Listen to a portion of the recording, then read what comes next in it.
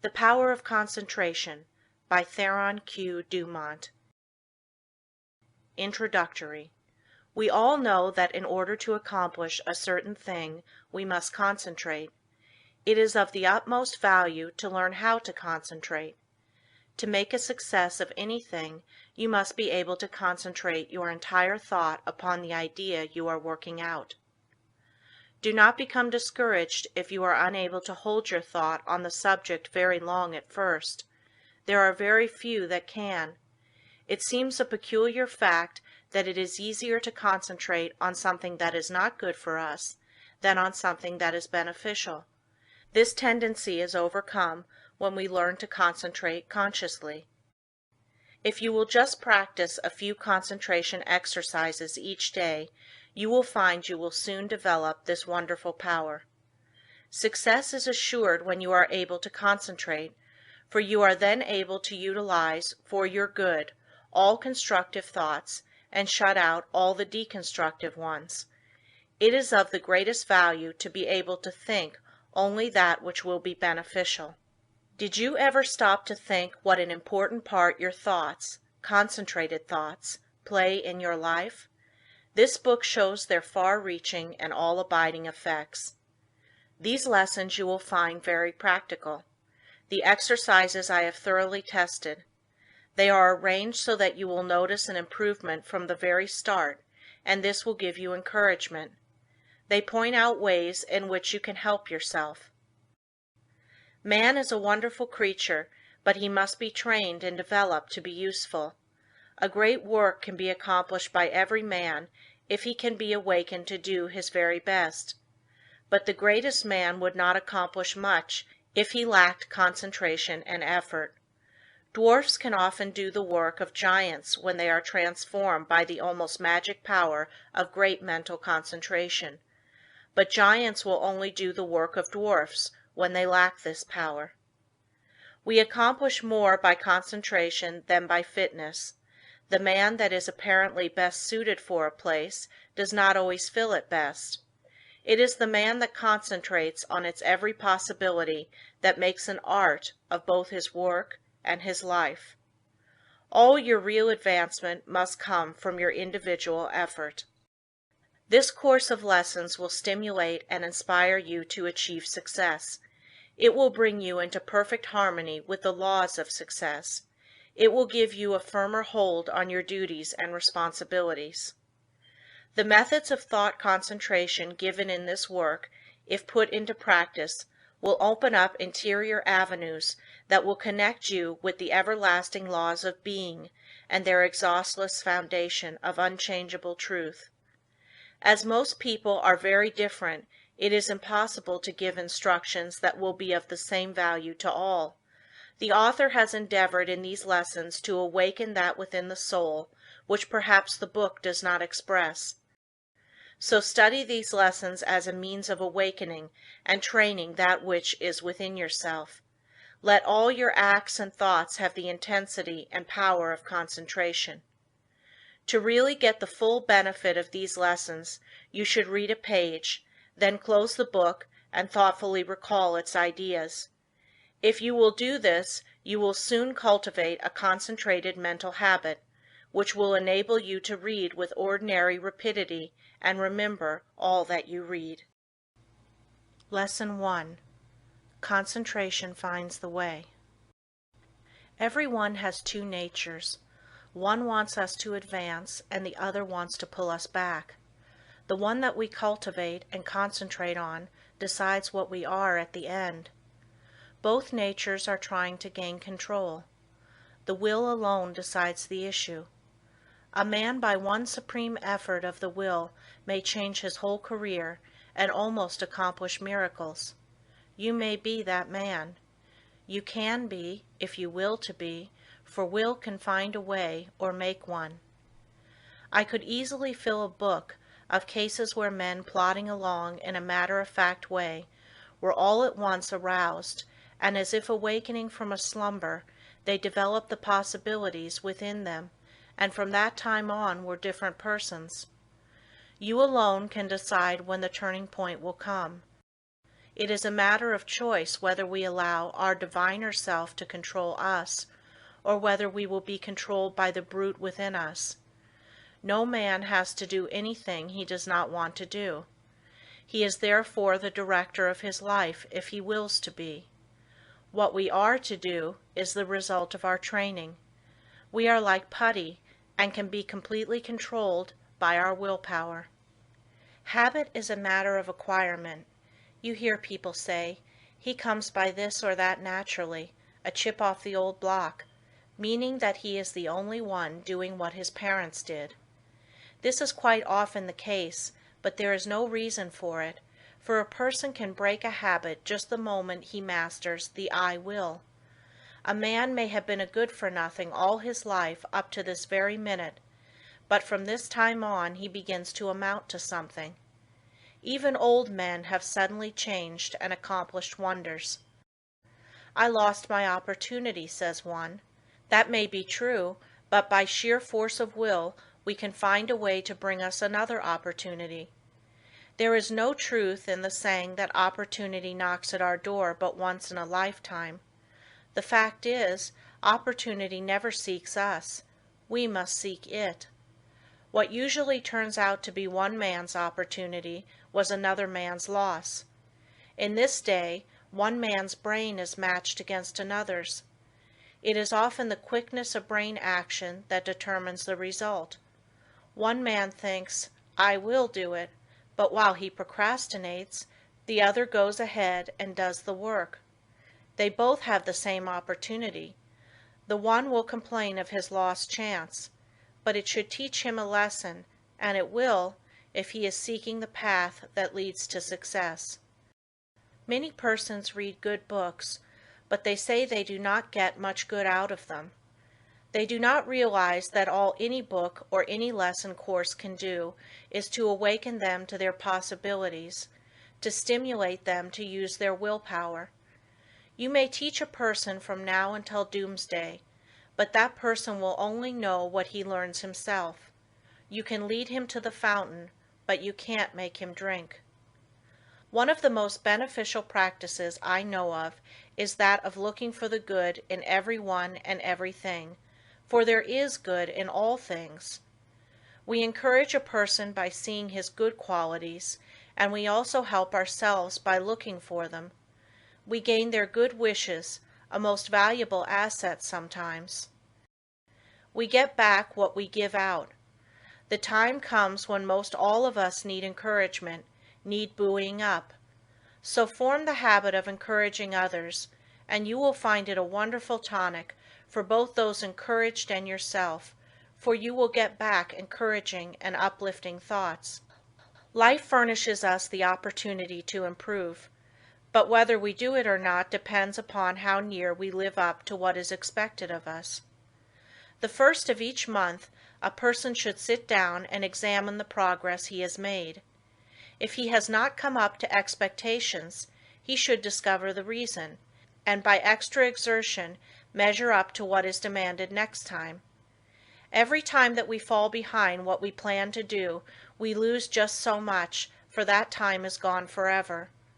We may find a reason for doing it, but most excuses are poor substitutes for action. Most things are possible. Ours may be a hard task, but the harder the task, the greater the reward. It is the difficult things that really develop us. Anything that requires only a small effort utilizes very few of our faculties, and yields a scanty harvest of achievement.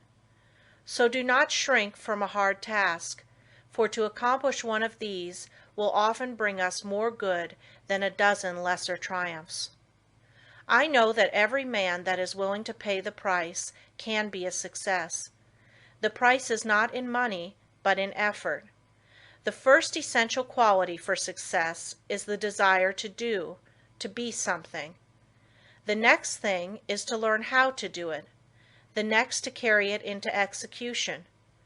The man that is the best able to accomplish anything is the one with a broad mind, the man that has acquired knowledge, that may, it is true, be foreign to this particular case, but is nevertheless of some value in all cases.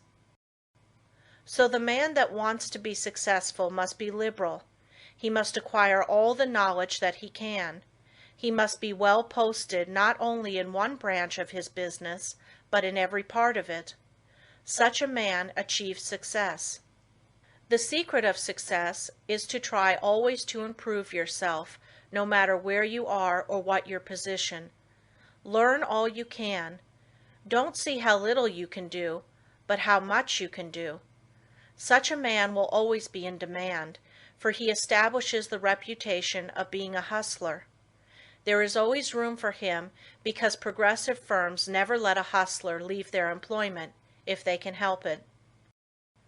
The man that reaches the top is the gritty, plucky, hard worker, and never the timid, uncertain, slow worker. An untried man is seldom put in a position of responsibility and power. The man selected is one that has done something, achieved results in some line, or taken the lead in his department. He is placed there because of his reputation of putting vigor and virility into his efforts, and because he has previously shown that he has pluck and determination. The man that is chosen at the crucial time is not usually a genius. He does not possess any more talent than others, but he has learned that results can only be produced by untiring, concentrated effort. That miracles in business do not just happen. He knows that the only way they will happen is by sticking to a proposition and seeing it through. That is the only secret of why some succeed and others fail. The successful man gets used to seeing things accomplished, and always feels sure of success. The man that is a failure gets used to seeing failure, expects it, and attracts it to him. It is my opinion that with the right kind of training, every man could be a success. It is really a shame that so many men and women, rich in ability and talent, are allowed to go to waste, so to speak. Someday I hope to see a millionaire philanthropist start a school for the training of failures. I'm sure he could not put his money to a better use. In a year's time, the science of practical psychology could do wonders for him. He could have agencies on the lookout for men that had lost their grip on themselves, that had through indisposition weakened their will, that through some sorrow or misfortune had become discouraged. At first all they need is a little help to get them back on their feet, but usually they get a knock downwards instead. The result is that their latent powers never develop, and both they and the world are the losers. I trust that in the near future, someone will heed the opportunity of using some of his millions in arousing men that have begun to falter. All they need to be shown is that there is within them an omnipotent source that is ready to aid them, providing they will make use of it. Their minds only have to be turned from despair to hope to make them regain their hold. When a man loses his grip today, he must win his redemption by his own will. He will get little encouragement or advice of an inspiring nature. He must usually regain the right road alone. He must stop dissipating his energies and turn his attention to building a useful career. Today we must conquer our weakening tendencies alone. Don't expect anyone to help you. Just take one big brace, make firm resolutions, and resolve to conquer your weaknesses and vices. Really, no one can do this for you. They can encourage you, that is all. I can think of nothing but lack of health that should interfere with one becoming successful. There is no other handicap that you should not be able to overcome. To overcome a handicap, all that is necessary to do is to use more determination and grit and will. The man with grit and will may be poor today and wealthy in a few years. Willpower is a better asset than money. Will carry you over chasms of failure if you but give it the chance. The men that have risen to the highest positions have usually had to gain their victories against big odds. Think of the hardships many of our inventors have gone through before they became a success. Usually they have been very much misunderstood by relatives and friends. Very often they did not have the bare necessities of life. Yet by sheer determination and resolute courage they managed to exist somehow until they perfected their inventions, which afterwards greatly helped in bettering the condition of others. Everyone really wants to do something, but there are very few that will put forth the needed effort to make the necessary sacrifice to secure it. There is only one way to accomplish anything, and that is to go ahead and do it. A man may accomplish almost anything today if he just sets his heart on doing it and lets nothing interfere with his progress. Obstacles are quickly overcome by the man that sets out to accomplish his heart's desire. The bigger the man, the smaller the obstacle appears. The smaller the man, the greater the obstacle appears. Always look at the advantage you gain by overcoming obstacles, and it will give you the needed courage for their conquest. Do not expect that you will always have easy sailing.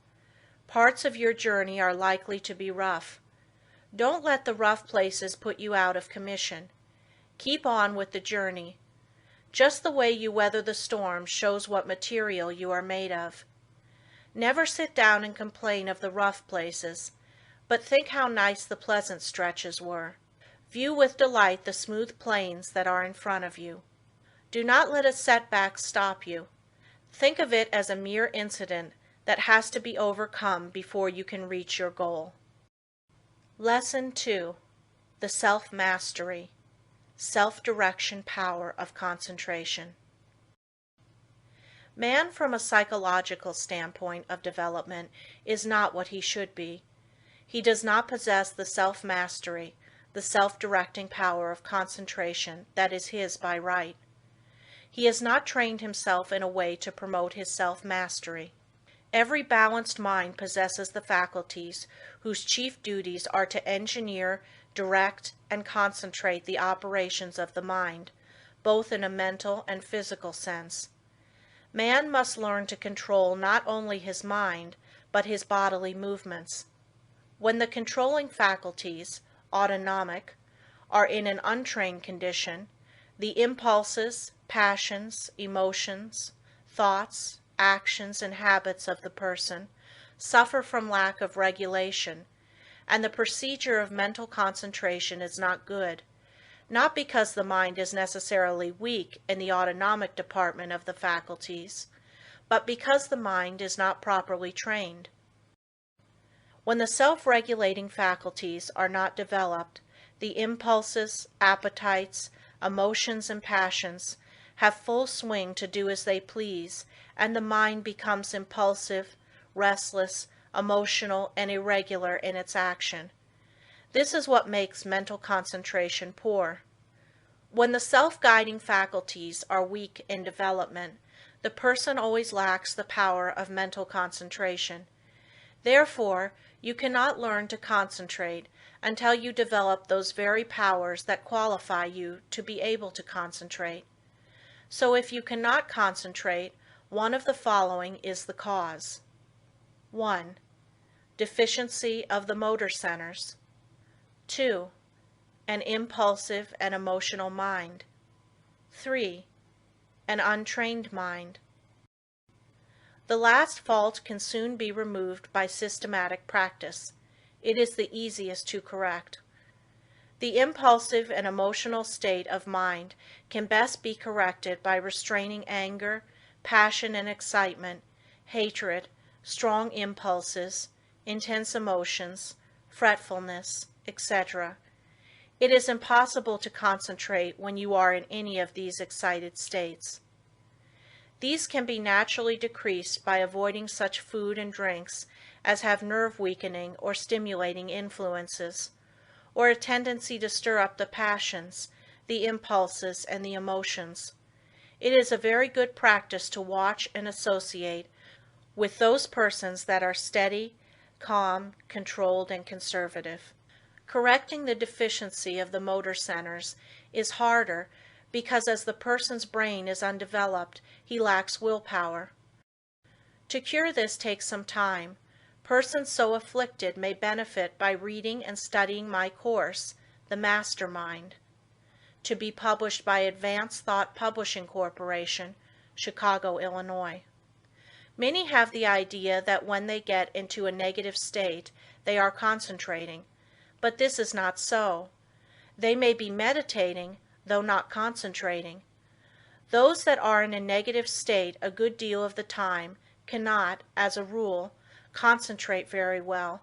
They develop instead abstraction of the mind, or absence of mind. Their power of concentration becomes weaker, and they find it difficult to concentrate on anything. They very often injure the brain if they keep up this state. To be able to concentrate, you must possess strength of mind. The person that is feeble-minded cannot concentrate his mind, because of lack of will. The mind that cannot center itself on a special subject or thought is weak.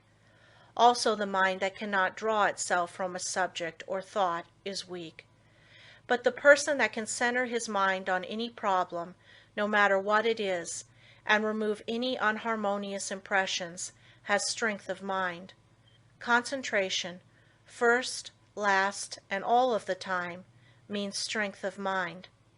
Through concentration, a person is able to collect and hold his mental and physical energies at work.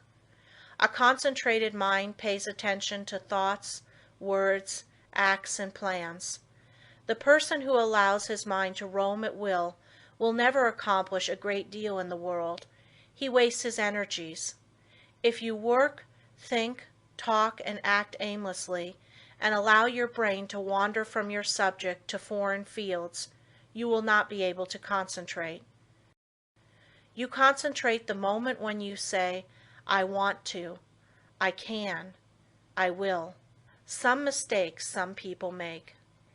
If you waste your time reading sensational stories or worthless newspaper items, you excite the impulsive and the emotional faculties, and this means you are weakening your power of concentration. You will not be a free engineer, able to pilot yourself to success. Concentration of the mind can only be developed by watching yourself closely. All kinds of development commence with close attention. You should regulate your every thought and feeling. When you commence to watch yourself and your own acts, and also the acts of other people, you use the faculties of autonomy, and as you continue to do so, you improve your faculties, until in time you can engineer your every thought, wish, and plan. To be able to focalize the mind on the object at hand in a conscious manner leads to concentration. Only the trained mind can focalize.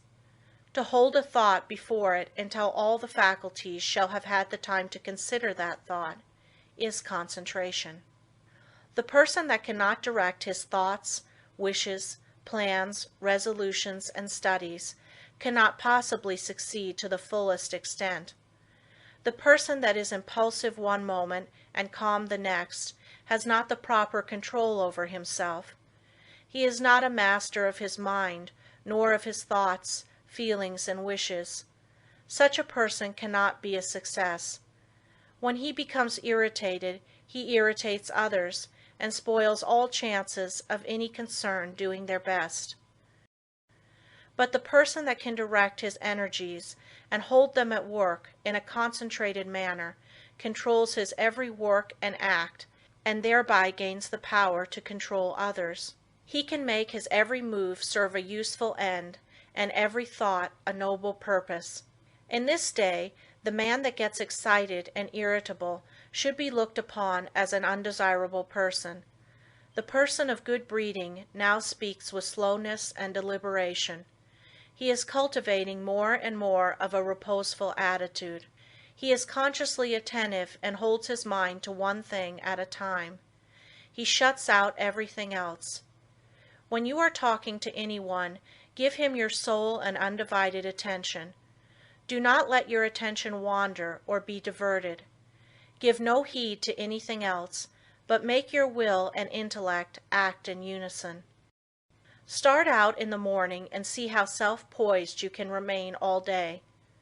At times take an inventory of your actions during the day and see if you have kept your determination. If not, see that you do tomorrow. The more self-poised you are, the better will your concentration be. Never be in too much of a hurry, and remember, the more you improve your concentration, the greater are your possibilities.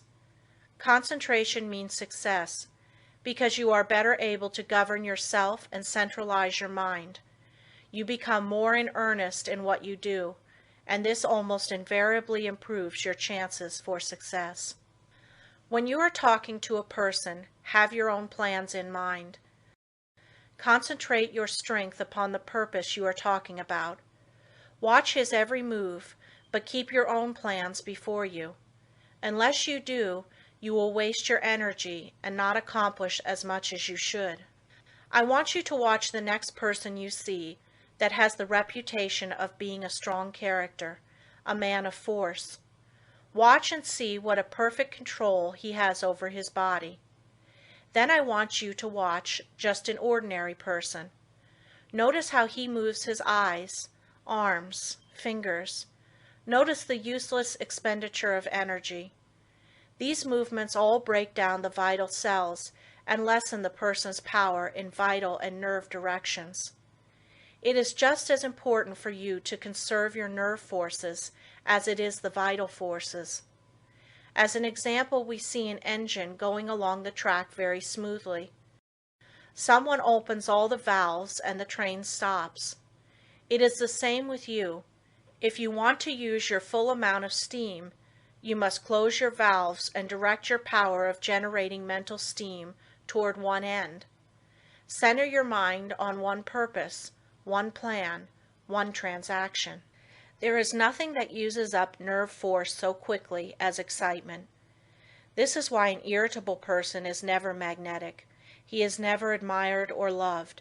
He does not develop those finer qualities that a real gentleman possesses. Anger, sarcasm, and excitement weaken a person in this direction. The person that allows himself to get excited will become nervous in time, because he uses up his nerve forces and his vital energies. The person that cannot control himself and keep from becoming excited cannot concentrate. When the mind can properly concentrate, all the energy of every microscopic cell is directed into one channel, and then there is a powerful personal influence generated. Everyone possesses many millions of little trembling cells, and each one of these has a center where life and energy are stored up and generated. If this energy is not wasted, but conserved and controlled, this person is influential. But when it is the opposite, he is not influential or successful. Just as it is impossible for a steam engine to run with all its valves open, so it is impossible for you to waste your energy and run at your top speed. Each neuron in the gray layers of the brain is a psychic center of thought and action. Each one is pulsating in intelligent force of some kind. And when this force, your thoughts and motions, are kept in check by a conservative, systematic, and concentrated mind, the result will be magnetism, vitality, and health. The muscles, bones, ligaments, feet, hands, and nerves, etc., are agents for carrying out the mandates of the mind. The sole purpose of the volitional faculties is to move the physical mechanism as the energy travels along the wires of nerves and muscles. Just for that reason, if you throw a voluntary control over these messages, impulses, thoughts, emotions, physical movements, and over these physical instruments, you develop your faculties of self-mastery. And to the extent you succeed here, in proportion will you develop the power of concentration. Any exercise or work that excites the mind, stimulates the senses, calls the emotions and appetites into action, confuses, terrifies, or emotionalizes, weakens the power of concentration. This is why all kind of excitement is bad. This is the reason why persons who drink strong drinks, who allow themselves to get into fits of temper, who fight, who eat stimulating food, who sing and dance and thus develop their emotions, who are sudden, vehement, and emotional, lack the power to concentrate. But those whose actions are slower and directed by their intelligence develop concentration. Sometimes dogmatic, willful, excitable persons can concentrate, but it is spasmodic, erratic concentration, instead of controlled and uniform concentration. Their energy works by spells. Sometimes they have plenty, other times very little. It is easily excited, easily wasted. The best way to understand it is to compare it with the discharge of a gun. If the gun goes off when you want it to, it accomplishes the purpose. But if it goes off before you are ready for it, you will not only waste ammunition, but it is also likely to do some damage. That is just what most persons do. They allow their energy to explode, thus not only wasting it, but endangering others. They waste their power, their magnetism, and so injure their chance of success. Such persons are never well liked, and never will be until they gain control over themselves. It will be necessary for them to practice many different kinds of concentration exercises, and to keep them up for some time. They must completely overcome their sudden erratic thoughts, and regulate their emotions and movements. They must from morning to night train the mind to be steady and direct, and keep the energies at work. The lower area of the brain is the storehouse of the energy. Most all persons have the dynamic energy they need if they would concentrate on it. They have the machine, but they must also have the engineer, or they will not go very far. The engineer is the self-regulating, directing power. The person that does not develop his engineering qualities will not accomplish much in life. The good engineer controls his every act. All work assists in development. By what you do, you either advance or degenerate. This is a good idea to keep always in mind.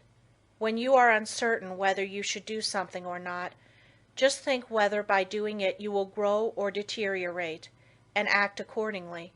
I am a firm believer in work when you work and play when you play. When you give yourself up to pleasure, you can develop concentration by thinking of nothing else but pleasure. When your mind dwells on love, think of nothing but this, and you will find you can develop a more intense love than you ever had before. When you concentrate your mind on the you, or real self, and its wonderful possibilities, you develop concentration and a higher opinion of yourself. By doing this systematically, you develop much power, because you cannot be systematic without concentrating on what you are doing. When you walk out into the country and inhale the fresh air, studying vegetation, trees, etc., you are concentrating. When you see that you are at your place of business at a certain time each morning, you are developing steadiness of habit and becoming systematic. If you form the habit of being on time one morning, a little late the next, and still later the following one, you are not developing concentration. But whenever you fix your mind on a certain thought and hold your mind on it at successive intervals, you develop concentration. If you hold your mind on some chosen object, you centralize your attention, just like the lens of the camera centralizes on a certain landscape. Therefore, always hold your mind on what you are doing, no matter what it is. Keep a careful watch over yourself, for unless you do, your improvement will be very slow. Practice inhaling long, deep breaths, not simply for the improvement of health, although that is no small matter, but also for the purpose of developing more power, more love, more life. All work assists in development.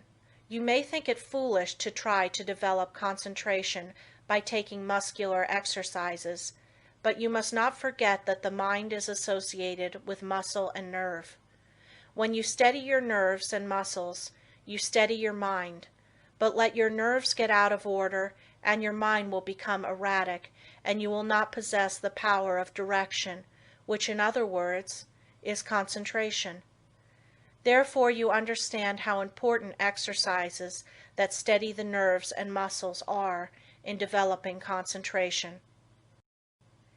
Everyone is continually receiving impulses that must be directed and controlled if one is to lead a successful life. That is the reason why a person must control the movements of his eyes, feet, fingers, etc.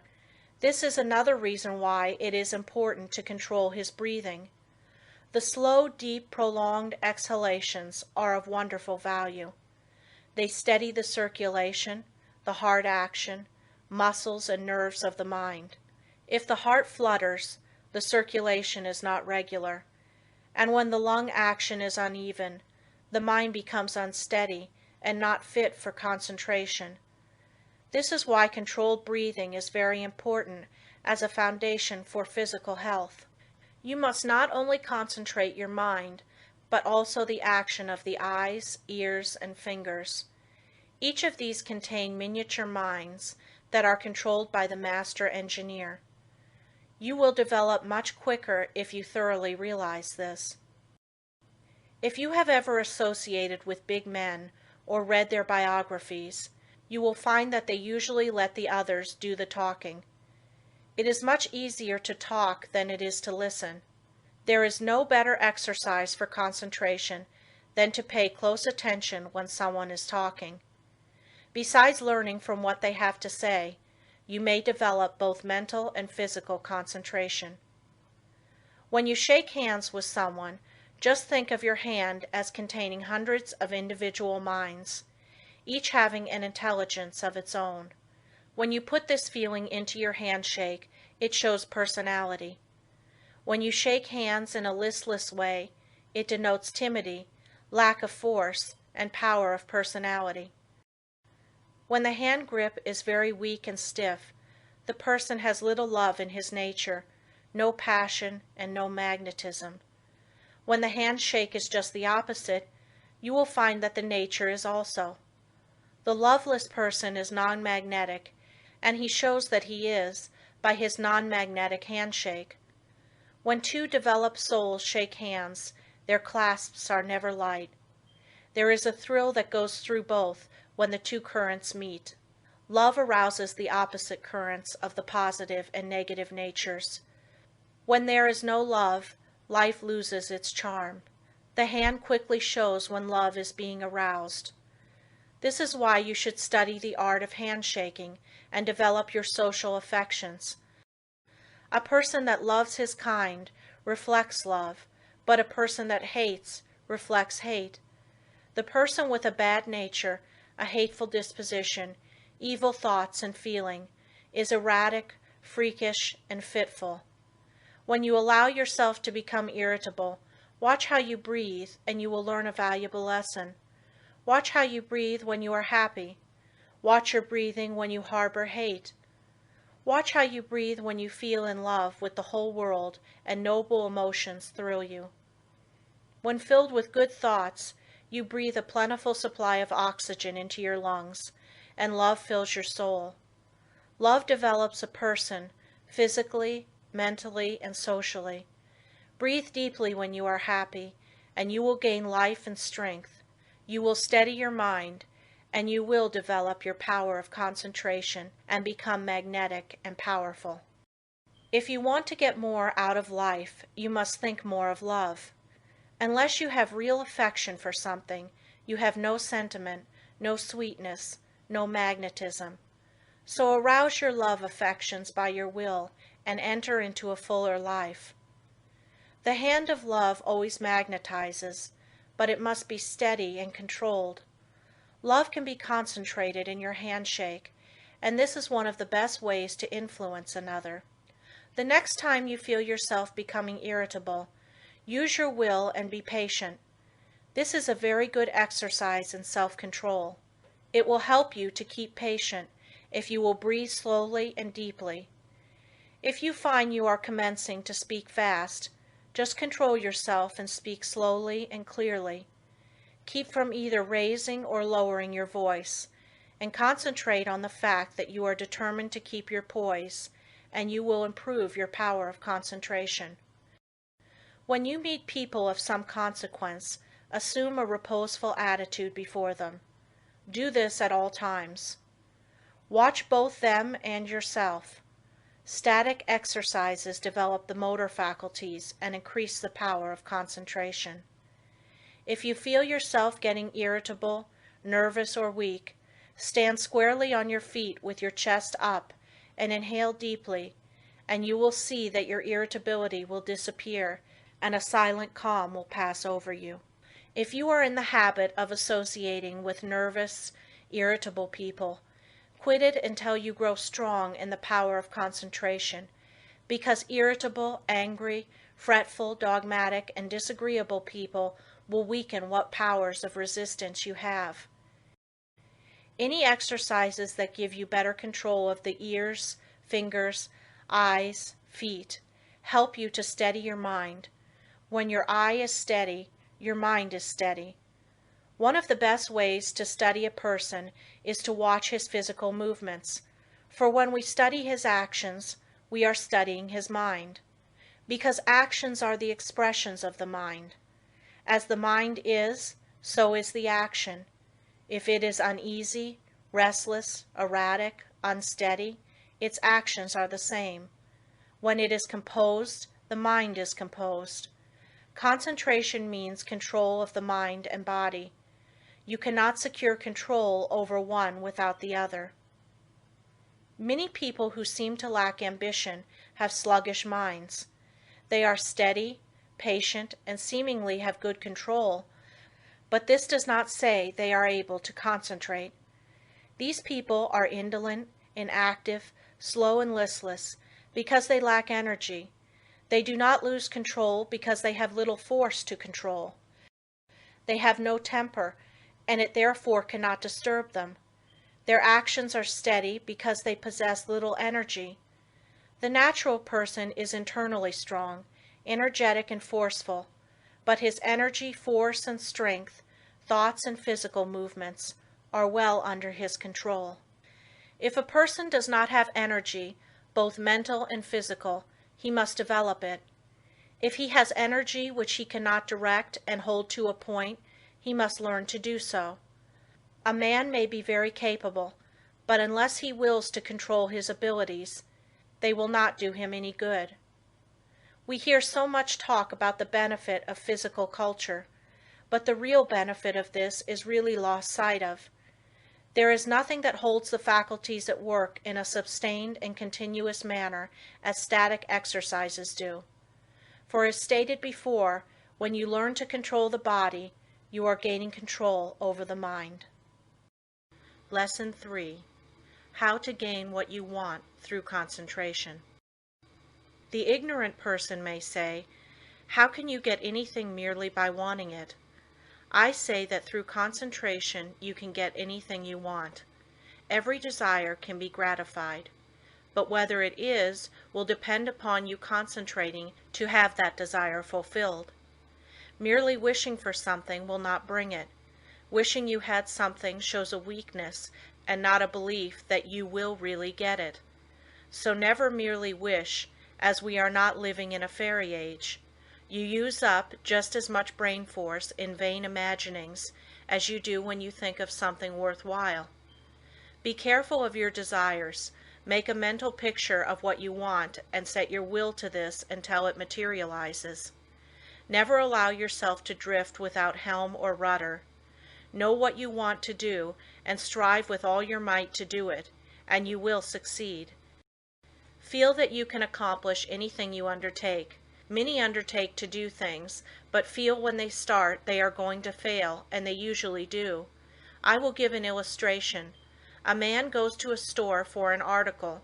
The clerk says, "I'm sorry, we do not have it." But the man that is determined to get that thing inquires if he does not know where he can get it. Again receiving an unsatisfactory answer, The determined buyer consults the manager, and finally he finds where the article can be bought. That is the whole secret of concentrating on getting what you want. And remember, your soul is a center of all power, and you can accomplish what you will to. "I'll find a way or make one" is the spirit that wins. I know a man that is now head of a large bank.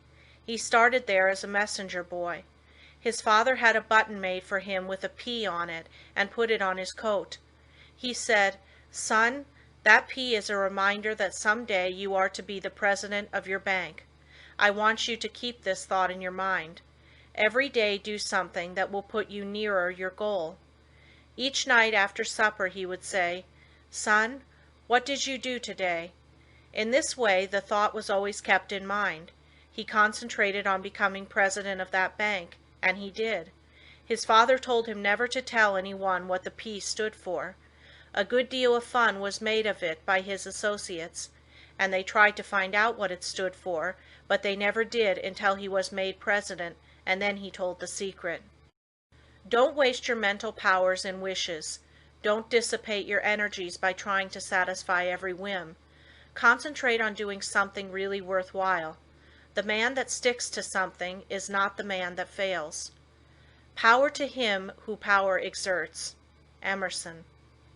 Success today depends largely on concentrating on the interior law of force, for when you do this you awaken those thought powers or forces which, when used in business, ensures permanent results. Until you are able to do this, you have not reached your limit in the use of your forces. This great universe is interwoven with myriads of forces. You make your own place, and whether it is important depends upon you.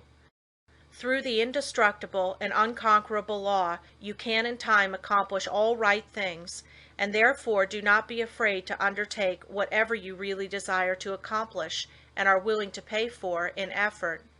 Anything that is right is possible. That which is necessary will inevitably take place. If something is right, it is your duty to do it, though the whole world thinks it to be wrong.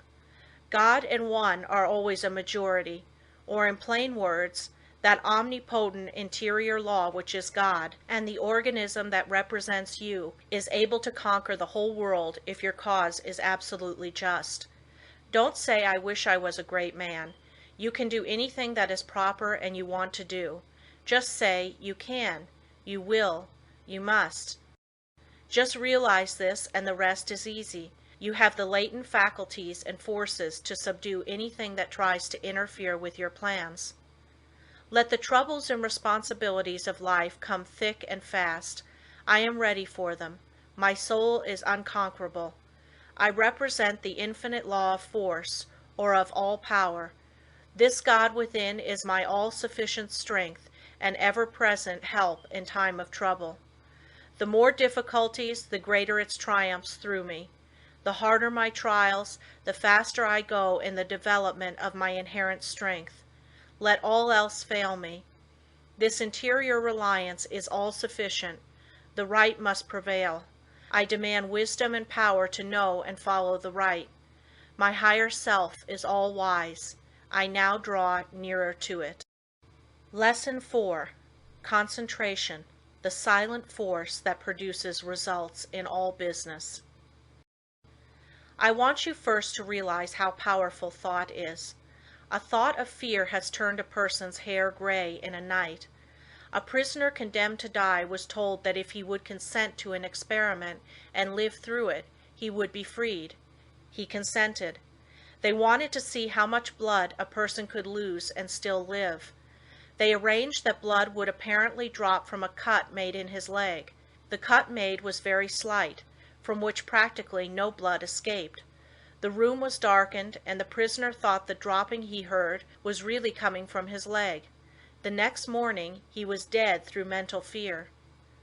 The two above illustrations will give you a little idea of the power of thought. To thoroughly realize the power of thought is worth a great deal to you. Through concentrated thought power you can make yourself whatever you please. By thought you can greatly increase your efficiency and strength.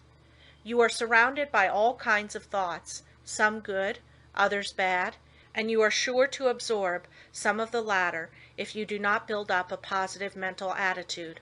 If you will study the needless moods of anxiety, worry, despondency, discouragement, and others that are the result of uncontrolled thoughts, you will realize how important the control of your thoughts are.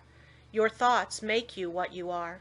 When I walk along the street and study the different people's faces, I can tell how they spent their lives.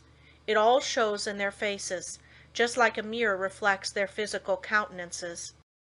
In looking in those faces, I cannot help thinking how most of the people you see have wasted their lives.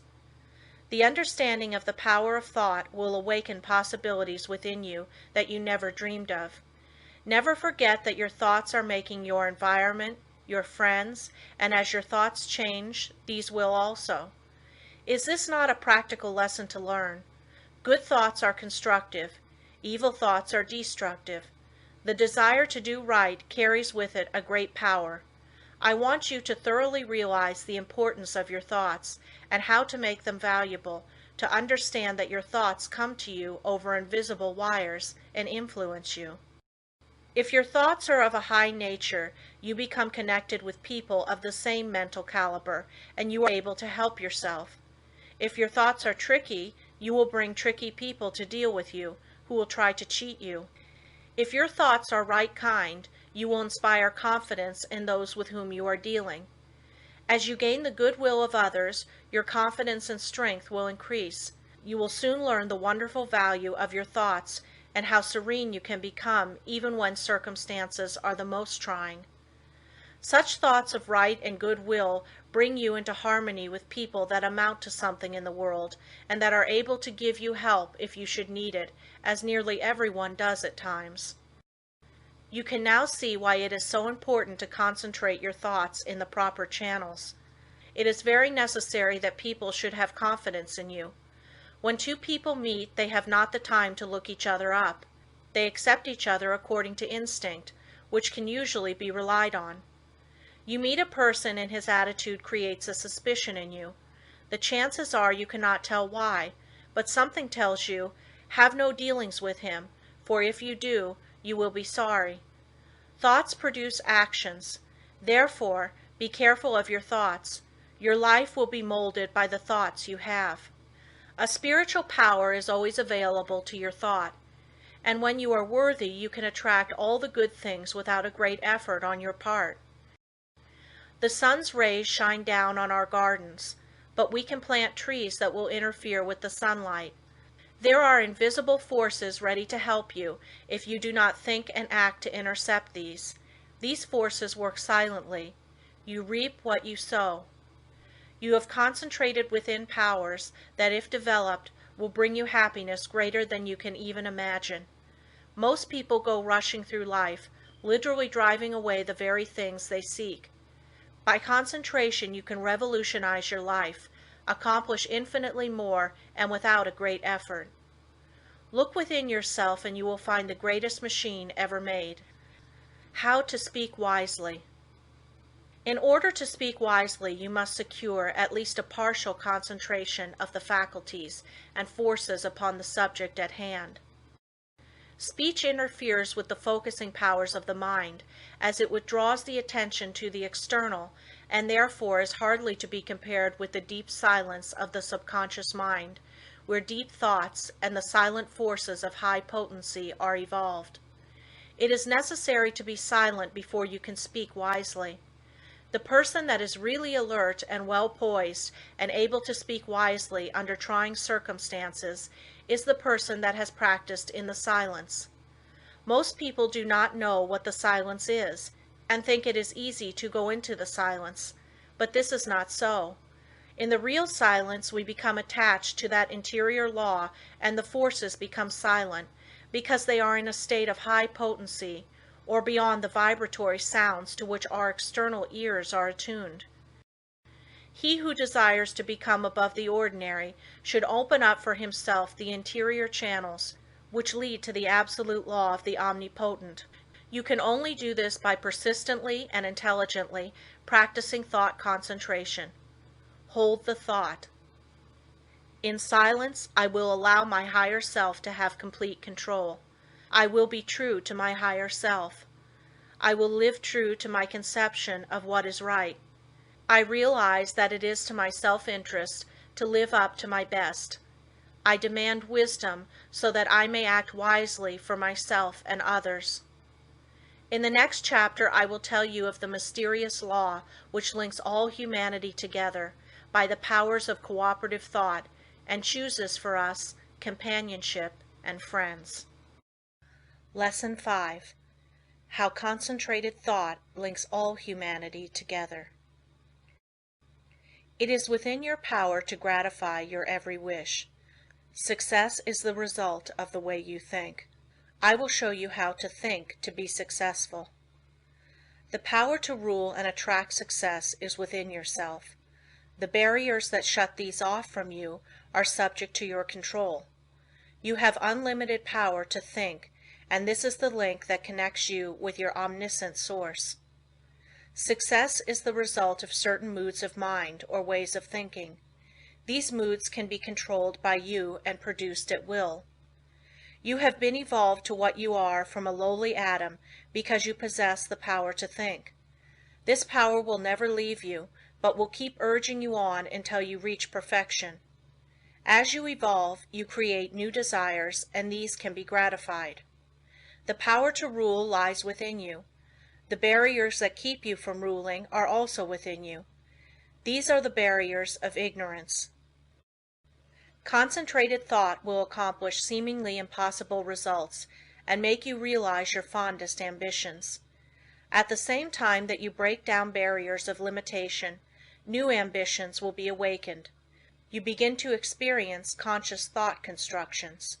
If you will just realize that through deep concentration you become linked with thoughts of omnipotence, you will kill out entirely your belief in your limitations, and at the same time will drive away all fear and other negative and destructive thought forces which constantly work against you.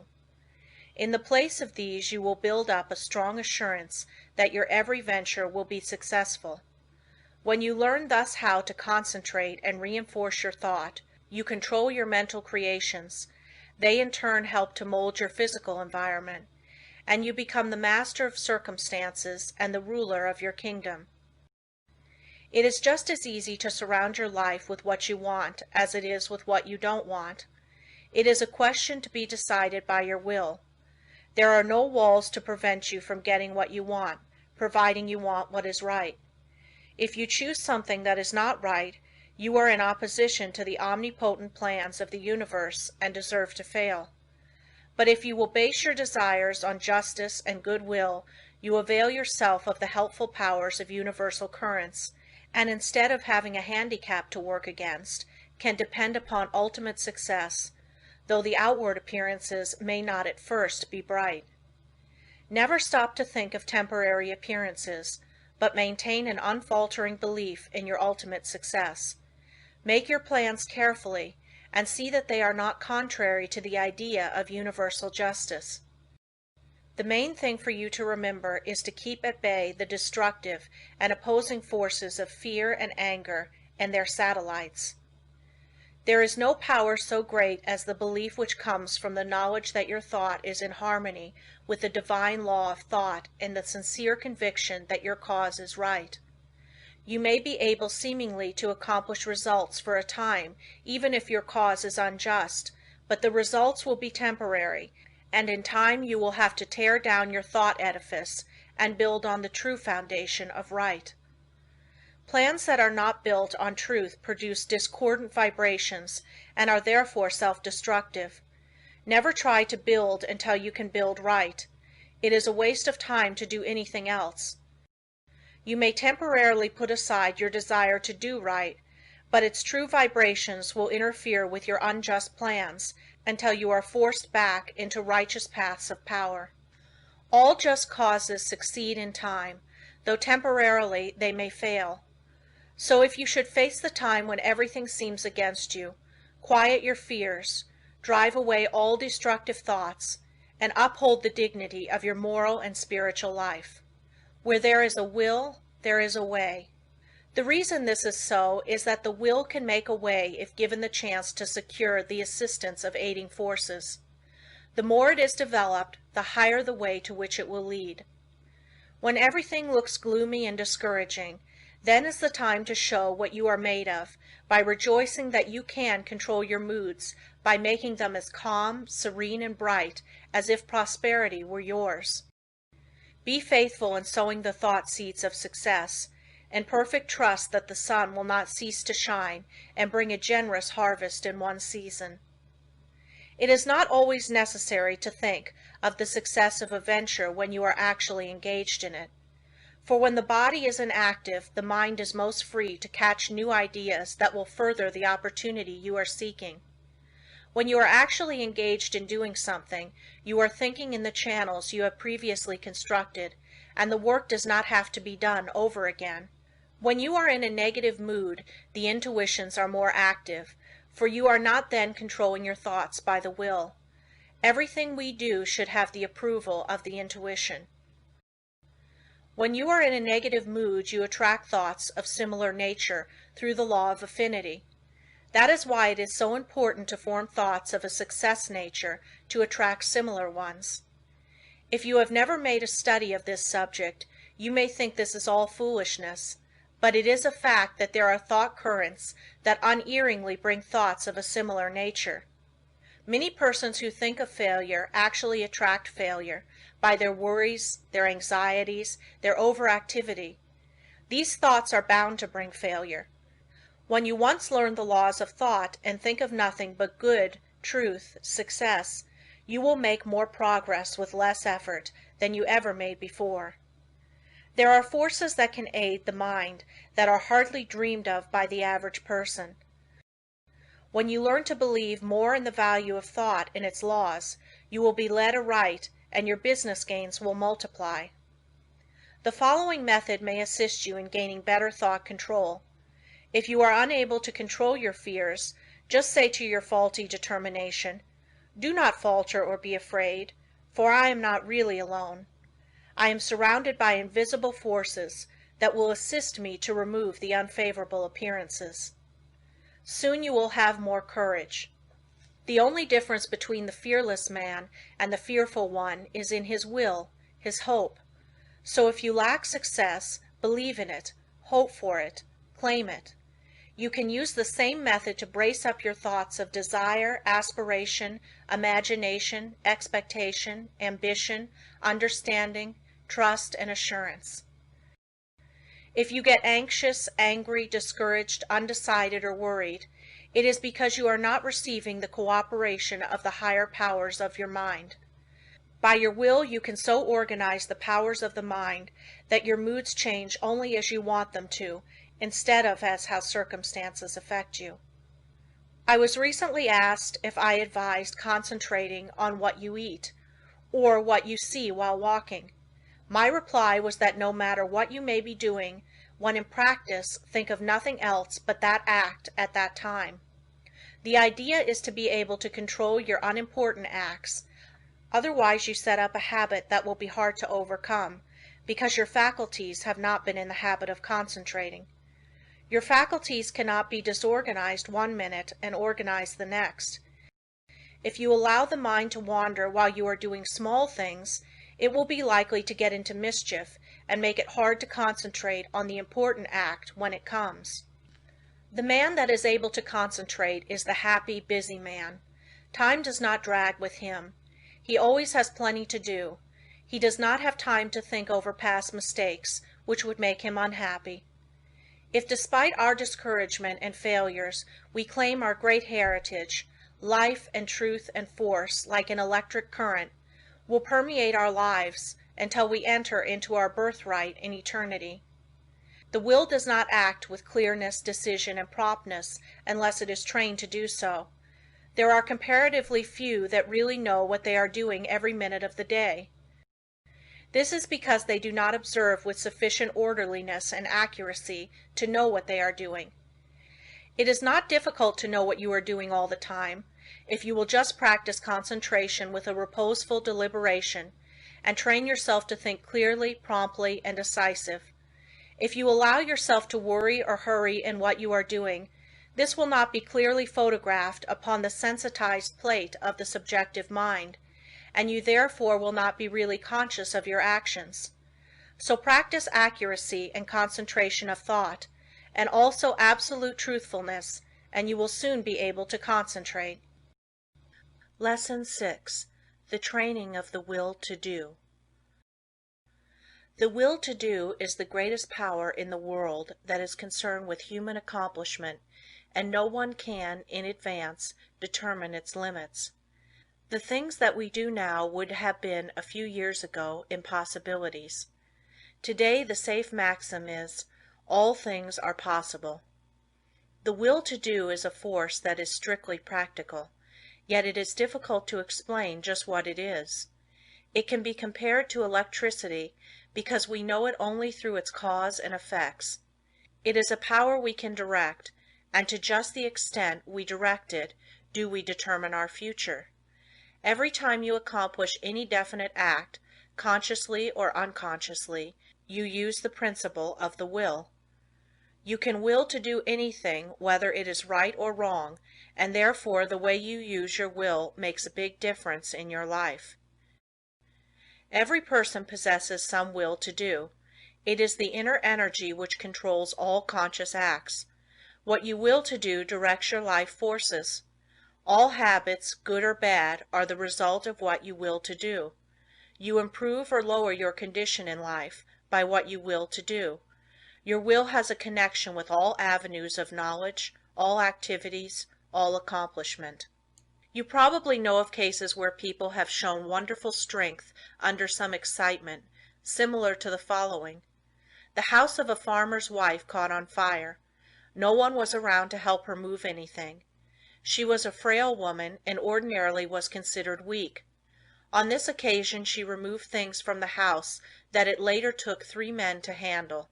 It was the will to do that she used to accomplish her task.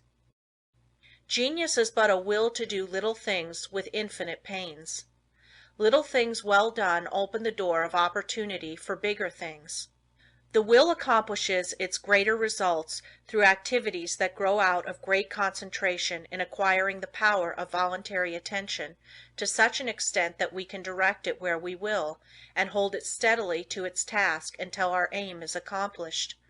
When you learn so to use it, your willpower becomes a mighty force. Almost everything can be accomplished through its proper use.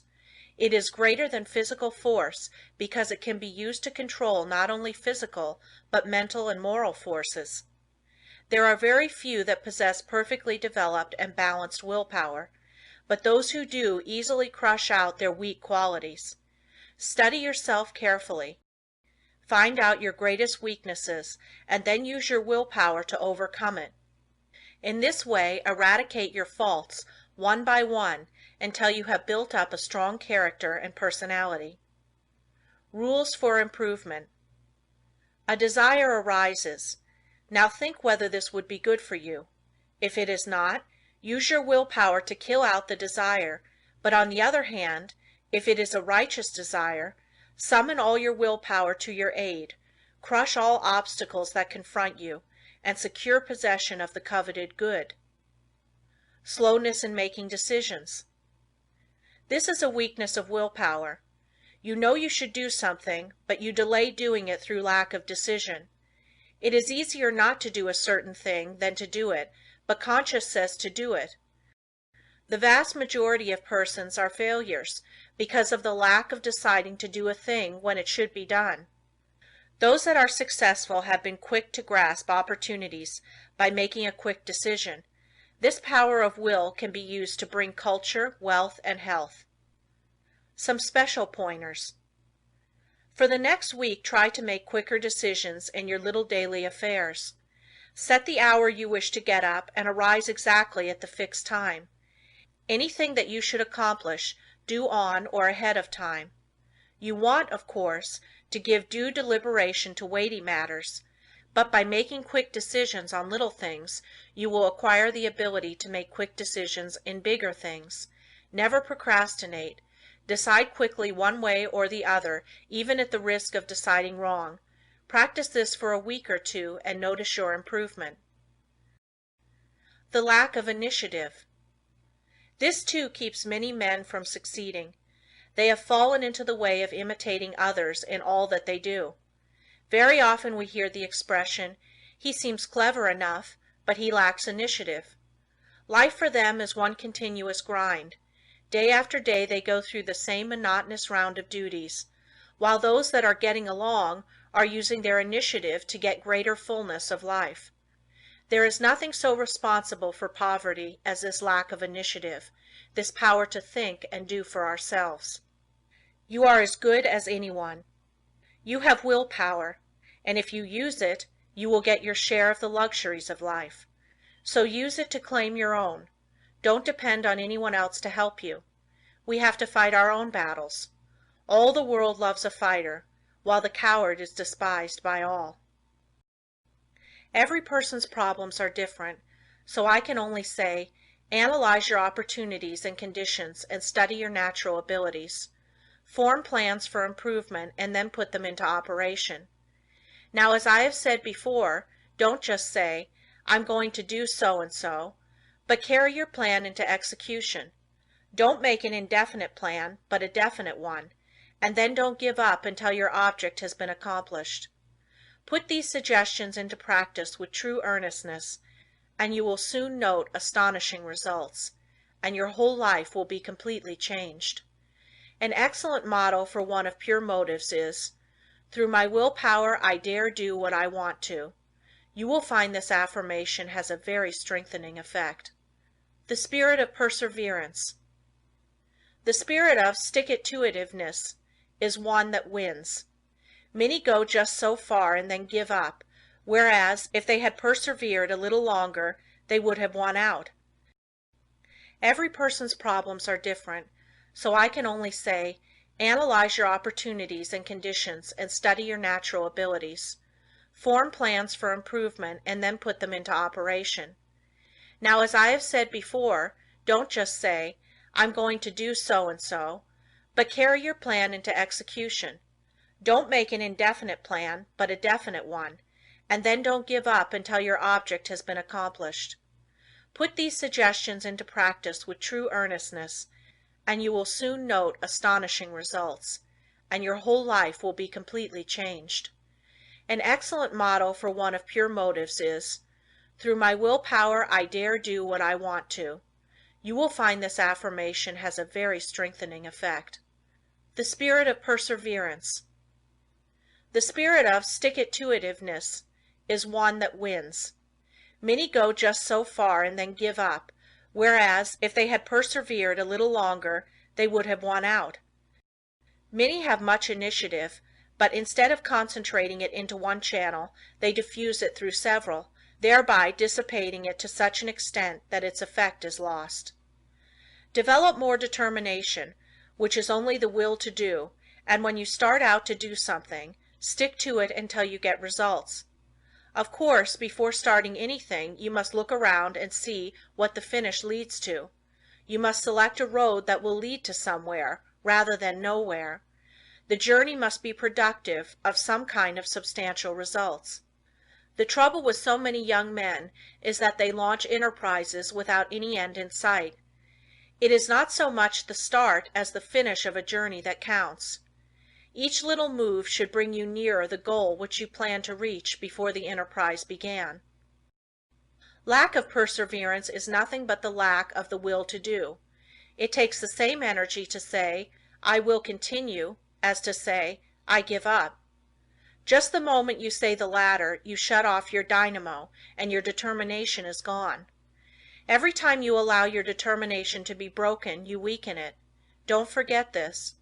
Just the instant you notice your determination beginning to weaken, concentrate on it, and by sheer willpower, make it continue on the job. Never try to make a decision when you are not in a calm state of mind. If in a quick temper, you are likely to say things you afterwards regret. In anger, you follow impulse rather than reason. No one can expect to achieve success if he makes decisions when not in full control of his mental forces. Therefore, make it a fixed rule to make decisions only when at your best. If you have a quick temper, you can quickly gain control over it by simple rule of counting backwards. To count backwards requires concentration, and you thus quickly regain a calm state. In this way you can break the temper habit. It will do you a lot of good to think over what you said and thought the last time you were angry. Persevere until you see yourself as others see you. It would do no harm to write the scene out in story form, and then sit in judgment of the character that played your part. Special instructions to develop the will to do. This is a form of mental energy, but requires the proper mental attitude to make it manifest. We hear of people having wonderful willpower, which is really wrong.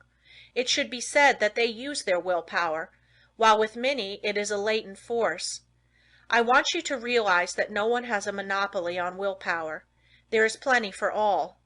What we speak of as willpower is but the gathering together of mental energy, the concentration power at one point. So never think of that person as having a stronger will than yours. Each person will be supplied with just that amount of willpower that he demands. You don't have to develop willpower if you constantly make use of all you have, and remember the way in which you use it determines your fate, for your life is molded to a great extent by the use you make of your will. Unless you make proper use of it, you have neither independence nor firmness. You are unable to control yourself and become a mere machine for others to use. It is more important to learn to use your will than to develop your intellect. The man that has not learned how to use his will rarely decides things for himself, but allows his resolutions to be changed by others. He fluctuates from one opinion to another, and of course does not accomplish anything out of the ordinary, while his brother with the trained will takes his place among the world's leaders. Lesson 7. The concentrated mental demand. The mental demand is the potent force in achievement. The attitude of the mind affects the expression of the face, determines action, changes our physical condition, and regulates our lives. I will not here attempt to explain the silent force that achieves results. You want to develop your mental power so you can effect the thing sought, and that is what I want to teach you. There is wonderful power and possibility in the concentrated mental demand. This, like all other forces, is controlled by laws. It can, like other forces, be wonderfully increased by consecutive, systemized effort. The mental demand must be directed by every power of the mind, and every possible element should be used to make the demand materialize. You can so intently desire a thing that you can exclude all distracting thoughts. When you practice this singleness of concentration until you attain the end sought, you have developed a will capable of accomplishing whatever you wish. As long as you can only do the ordinary things, you will be counted in the mass of mediocrity. But just as quick as you surpass others by even comparatively small measure, you are classed as one of life's successes. So if you wish to emerge into prominence, you must accomplish something more than the ordinary man or woman. It is easy to do this if you will but concentrate on what you desire and put forth your best effort. It is not the runner with the longest legs or the strongest muscles that wins the race, but the one that can put forth the greatest desire force. You can best understand this by thinking of an engine. The engine starts up slowly, the engineer gradually extending the throttle to the top notch. It is then keyed up to its maximum speed. The same is true of two runners. They start off together and gradually they increase their desire to go faster.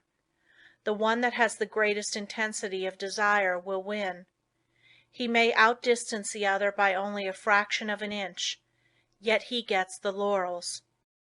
The men that are looked upon as the world's successes have not always been men of great physical power, nor at the start did they seem very well adapted to the conditions which encompass them. In the beginning they were not considered men of superior genius, but they won their success by their resolution to achieve results in their undertakings, by permitting no setback to dishearten them, no difficulties to daunt them. Nothing could turn them or influence them against their determination. They never lost sight of their goal. In all of us there is this silent force of wonderful power. If developed, it can overcome conditions that would seem insurmountable. It is constantly urging us on to greater achievement. The more we become acquainted with it, the better strategists we become, the more courage we develop, and the greater the desire within us for self-expression in activity along many lines. No one will ever be a failure if he becomes conscious of this silent force within that controls his destiny. But without the consciousness of this inner force, you will not have a clear vision, and external conditions will not yield to the power of your mind. It is the mental resolve that makes achievement possible. Once this has been formed, it should never be allowed to cease, to press its claim until its object is attained. To make plans work out, it will, at times, be necessary to use every power of your mind. Patience, perseverance, and all the indomitable forces within one will have to be mustered and used with the greatest effectiveness. Perseverance is the first element of success. In order to persevere, you must be ceaseless in your application. It requires you to concentrate your thoughts upon your undertaking and bring every energy to bear upon keeping them focused upon it until you have accomplished your aim. To quit short of this is to weaken all future efforts. The mental demand seems an unreal power because it is intangible, but it is the mightiest power in the world. It is a power that is free for you to use. No one can use it for you. The mental demand is not a visionary one. It is a potent force, which you can use freely without cost. When you are in doubt, it will counsel you. It will guide you when you are uncertain. When you are in fear, it will give you courage. It is the motive power which supplies the energies necessary to the achievement of the purpose. You have a large storehouse of possibilities. The mental demand makes possibilities realities. It supplies everything necessary for the accomplishment. It selects the tools and instructs how to use them. It makes you understand the situation. Every time you make a mental demand, you strengthen the brain centers by drawing to you external forces. Few realize the power of a mental demand. It is possible to make your demand so strong that you can impart what you have to say to another without speaking to him. Have you ever, after planning to discuss a certain matter with a friend, had the experience of having him broach the subject before you had a chance to speak of it? Have you ever, in a letter, made a suggestion to a friend that he carried out before your letter reached him? Have you ever wanted to speak to a person who, just then walked in or telephoned? I have had many such responses to thought, and you and your friends have doubtless experienced them too. These two things are neither coincidences nor accidents, but are the results of mental demand launched by strong concentration. The person that never wants anything gets little. To demand resolutely is the first step toward getting what you want.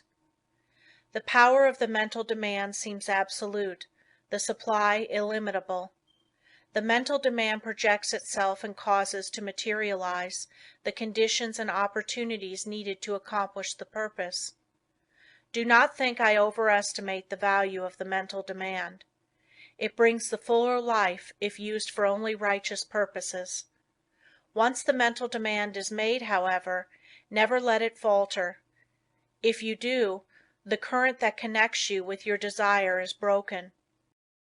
Take all the necessary time to build a firm foundation, so that there need not be even an element of doubt to creep in. Just the moment you entertain doubt, you lose some of the demand force, and force once lost is hard to regain. So whenever you make a mental demand, Hold steadfastly to it until your need is supplied. I want to repeat again that power of mental demand is not a visionary one. It is concentrated power only, and can be used by you. It is not supernatural power, but requires a development of the brain centers.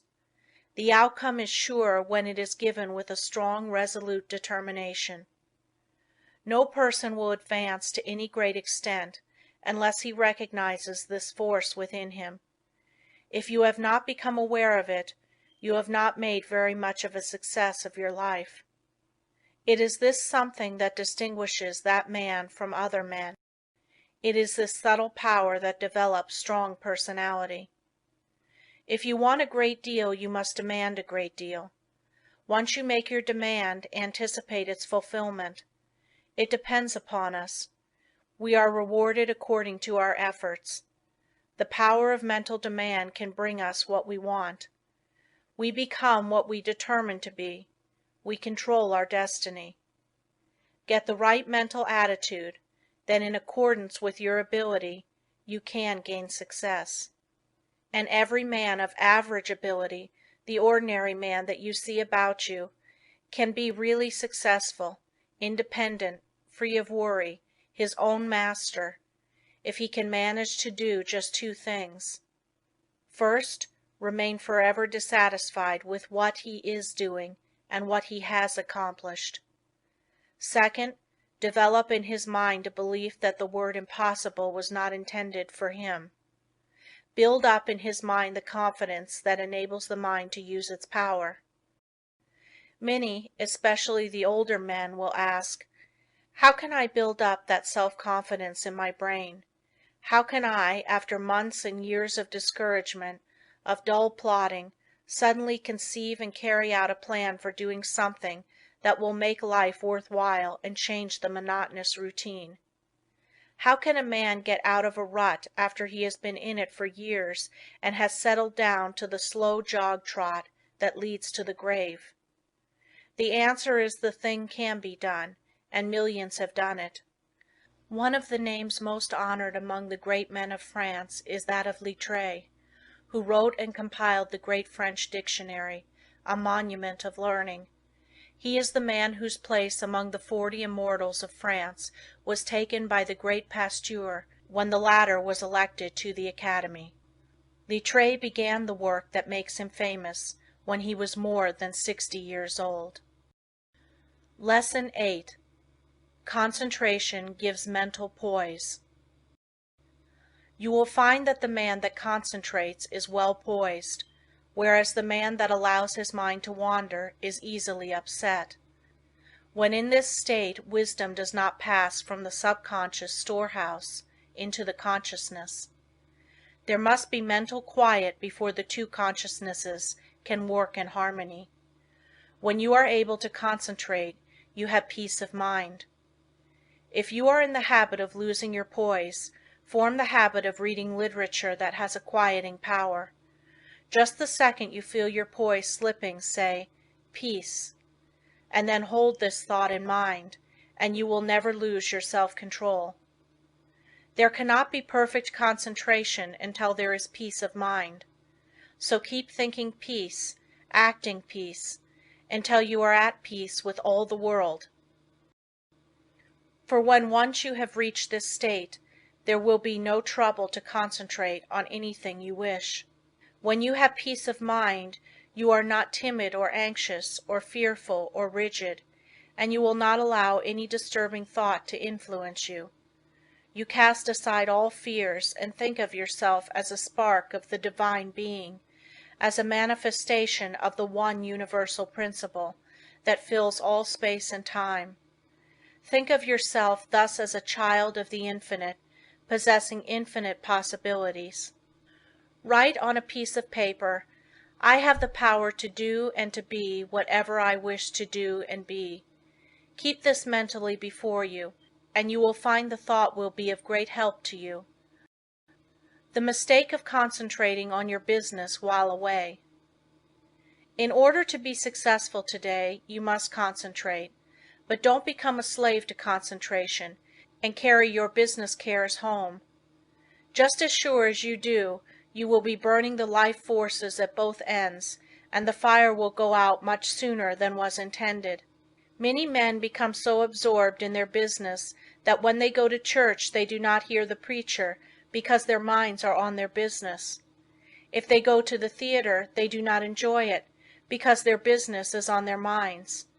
When they go to bed they think about business instead of sleep, and wonder why they don't sleep. This is the wrong kind of concentration and is dangerous. It is involuntary. When you are unable to get anything out of your mind, it becomes unwholesome, as any thought held continuously causes weariness of the flesh. It is a big mistake to let a thought rule you instead of ruling it. He who does not rule himself is not a success. If you cannot control your concentration, your health will suffer. So never become so absorbed with anything that you cannot lay it aside and take up another. This is self-control.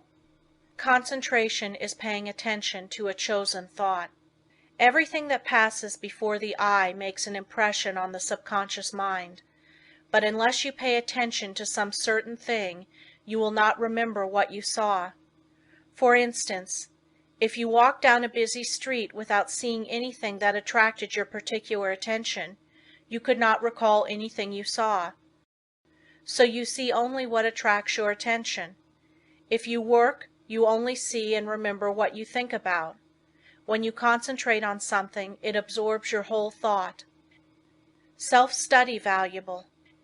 Everyone has some habits that can be overcome by concentration. We will say, for instance, you are in the habit of complaining or finding fault with yourself or others, or imagining that you do not possess the ability of others, or feeling that you are not as good as someone else, or that you cannot rely on yourself, or harboring any similar thoughts or thoughts of weakness. These should be cast aside, and instead thoughts of strength should be put in their place. Just remember every time you think of yourself as being weak, in some way you are making yourself so by thinking you are. Our mental conditions make us what we are. Just watch yourself and see how much time you waste in worrying, fretting, and complaining. The more of it you do, the worse off you are. Just the minute you are aware of thinking a negative thought, immediately change to a positive one. If you start to think of failure, change to thinking of success. You have the germ of success within you. Care for it the same as the setting hen broods over the eggs, and you can make it a reality. You can make those that you come in contact with feel as you do, because you radiate vibrations of the way you feel, and your vibrations are felt by others. When you concentrate on a certain thing, you turn all the rays of your vibrations on this. Thought is the directing power of all life's vibrations. If a person should enter a room with a lot of people and feel as if he were a person of no consequence, no one would know he was there unless they saw him, and even if they did, they would not remember seeing him, because they were not attracted towards him. But let him enter the room feeling he was magnetic and concentrating on this thought, others would feel his vibration. So remember the way you feel, you can make others feel. This is the law. Make yourself a concentrated dynamo from which your thoughts vibrate to others. Then you are a power in the world. Cultivate the art of feeling, for as I said before, you can only make others feel what you feel. If you will study all of the great characters of history, you will find that they were enthusiastic. First they were enthusiastic themselves, and then they could arouse others' enthusiasm. It is latent in everyone. It is a wonderful force when once aroused.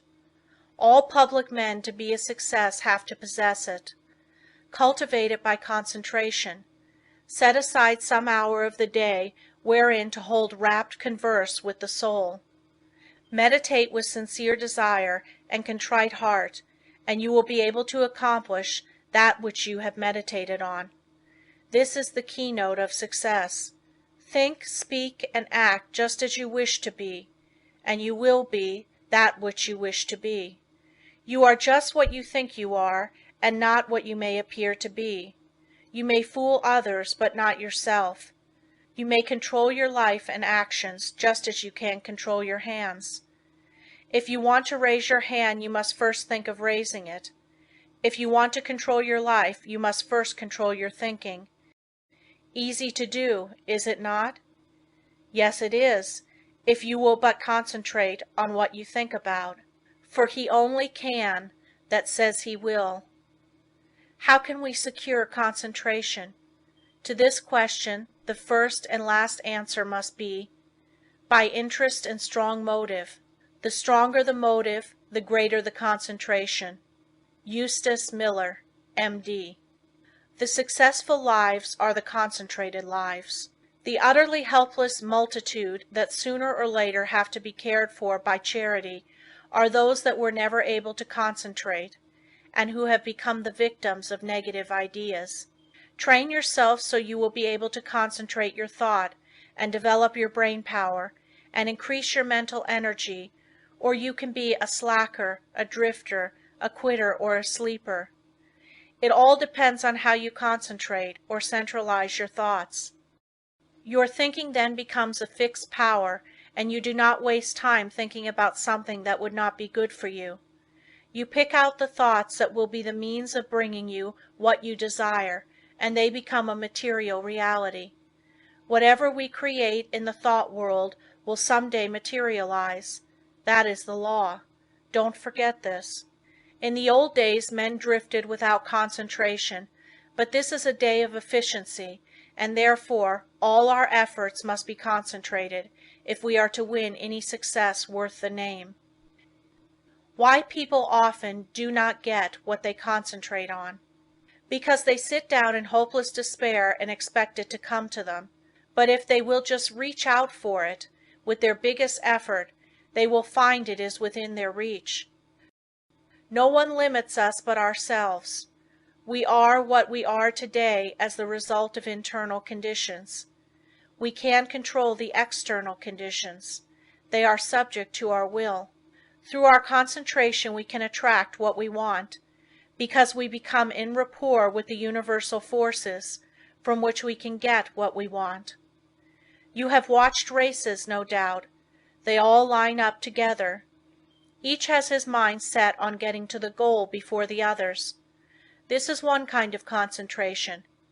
A man starts to think on a certain subject. He has all kinds of thoughts come to him, but by concentration he shuts out all these but the one he has chosen. Concentration is just a case of willing to do a certain thing and doing it. If you want to accomplish anything first, put yourself in a concentrating, reposeful, receptive, acquiring frame of mind. In tackling unfamiliar work, make haste slowly and deliberately, and then you will secure that interior activity which is never possible when you are in a hurry or under a strain. When you think hard, or try to hurry results too quickly, you generally shut off the interior flow of thoughts and ideas. You have often, no doubt, tried hard to think of something but could not, but just as soon as you stopped trying to think of it, it came to you. Lesson 9. Concentration can overcome bad habits. Habits make or break us to a far greater extent than we like to admit. Habit is both a powerful enemy and wonderful ally of concentration. You must learn to overcome habits which are injurious to concentration, and to cultivate those which increase it.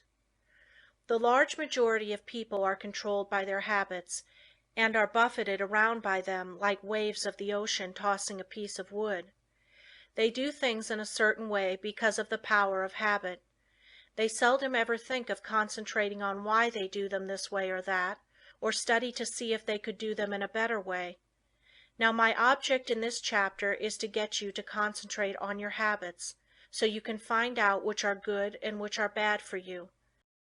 You will find that by making a few needed changes, you can make even those that are not good for you of service. The good habits you can make much better. The first thing I want you to realize is that all habits are governed consciously or unconsciously by the will. Most of us are forming new habits all the time. Very often, if you repeat something several times in the same way, you will have formed the habit of doing it that way. But the oftener you repeat it, the stronger that habit grows, and the more deeply it becomes embedded in your nature. After a habit has been in force for a long time, it becomes almost a part of you, and is therefore hard to overcome. But you can still break any habit by strong concentration on its opposite. All our life, so far as it has definite form, is but a mass of habits, practical, emotional, and intellectual, systematically organized, for our weal or woe, and bearing us irresistibly toward our destiny, whatever the latter may be. We are creatures of habits, imitators and copiers of our past selves. We are liable to be bent or curved as we can bend a piece of paper, and each fold leaves a crease, which makes it easier to make the fold there the next time. The intellect and will are spiritual functions, still they are immersed in matter, and to every moment of theirs corresponds a movement in the brain, that is, in their material correlative. This is why habits of thought and habits of willing can be formed. All physical impressions are the carrying out of the actions of the will and intellect. Our nervous systems are what they are today because of the way they have been exercised. As we grow older, most of us become more and more like automatic machines.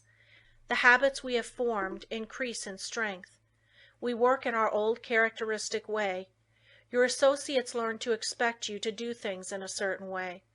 So you see that your habits make a great difference in your life, and as it is just about as easy to form good habits as it is bad, you should form only the former.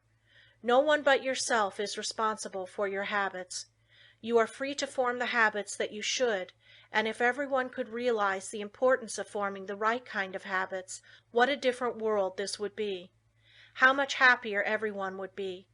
Then all instead of the few might win success. Habits are formed more quickly when we are young, but if we have already passed the youthful plastic period, the time to start to control our habits is right now, as we will never be any younger. You will find the following maxims worth remembering. First maxim: we must make our nervous system our ally instead of our enemy. Second maxim: in the acquisition of a new habit, as in the leaving off of an old one, we must take care to launch ourselves with as strong and decided an initiative as possible.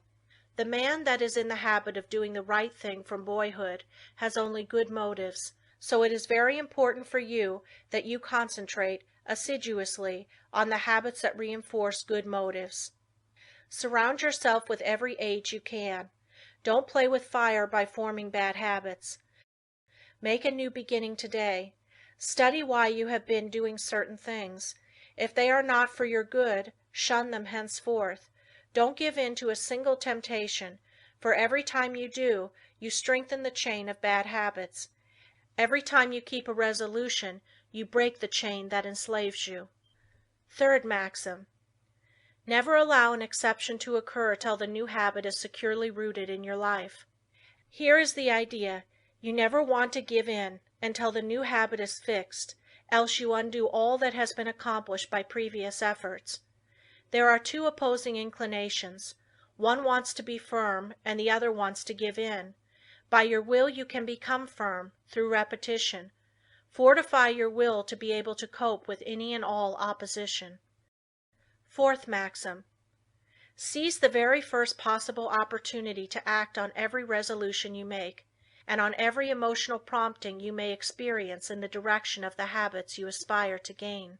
To make a resolve and not to keep it is of little value, so by all means keep every resolution you make, for you not only profit by the resolution, but it furnishes you with an exercise that causes the brain cells and physiological correlatives to form the habit of adjusting themselves to carry out resolutions. A tendency to act becomes efficiently ingrained in us in proportion to the uninterrupted frequency with which the actions actually occur, and the brain grows to their use. When a resolve or a fine glow of feeling is allowed to evaporate without bearing fruit, it is worse than a chance lost. If you keep your resolutions, you form a most valuable habit. If you break them, you form a most dangerous one. So concentrate on keeping them, whether important or unimportant, and remember it is just as important for this purpose to keep the unimportant, for by so doing you are forming a habit. Fifth maxim: keep the faculty of effort alive in you by a little gratuitous exercise every day. The more we exercise the will, the better we can control our habits. Every few days do something for no other reason than its difficulty, so that when the hour of dire need draws nigh, it may find you not unnerved or untrained to stand the test. Asceticism of this sort is like the insurance which a man pays on his house and goods. The tax does him no good at the time, and possibly may never bring him a return, but if the fire does come, his having paid it will be his salvation from ruin. So with the man who has daily insured himself to habits of concentrated attention, energetic volation, and self-denial in unnecessary things. He will stand like a tower when everything rocks around him, and his softer fellow mortals are winnowed like chaff in the blast. The young should be made to concentrate on their habits, and be made to realize that if they don't, they become walking bundles of injurious habits. Youth is the plastic state, and should be utilized in laying the foundation for a glorious future. The great value of habit for good and evil cannot be overestimated. Habit is the deepest law of human nature. No man is stronger than his habits, because his habits either build up his strength or decrease it. Why we are creatures of habits. Habits have often been called a labor-saving invention, because when they are formed they require less of both mental and material strength. The more deeply the habit becomes ingrained, the more automatic it becomes. Therefore, habit is an economizing tendency of our nature, for if it were not for habit, we should have to be more watchful. We walk across a crowded street. The habit of stopping and looking prevents us from being hurt. The right kind of habits keep us from making mistakes and mishaps. It is a well-known fact that the chauffeur is not able to master his machine safely until he has trained his body in a habitual way. When an emergency comes, he instantly knows what to do. Where safety depends on quickness, the operator must work automatically. Habits mean less risk, less fatigue, and greater accuracy. You do not want to become a slave to habits of a trivial nature. For instance, Wagner required a certain costume before he could compose corresponding parts of his operas. Schiller could never write with ease unless there were rotten apples in the drawer of his desk, from which he could now and then obtain an odor which seemed to him sweet. Gladstone had different desks for his different activities, so that when he worked on Homer, he never sat among habitual accompaniments of his legislative labors. In order to overcome undesirable habits, two things are necessary. You must have trained your will to do what you want it to do, and the stronger the will, the easier it will be to break a habit. Then you must make a resolution to do just the opposite of what the habit is. Therefore, one habit must replace another. If you have a strong will, you can tenaciously and persistently concentrate on removing the bad habit, and in a very short time the good habit will gain the upper hand. I will bring this chapter to a close by giving Dr. Oppenheim's instructions for overcoming a habit.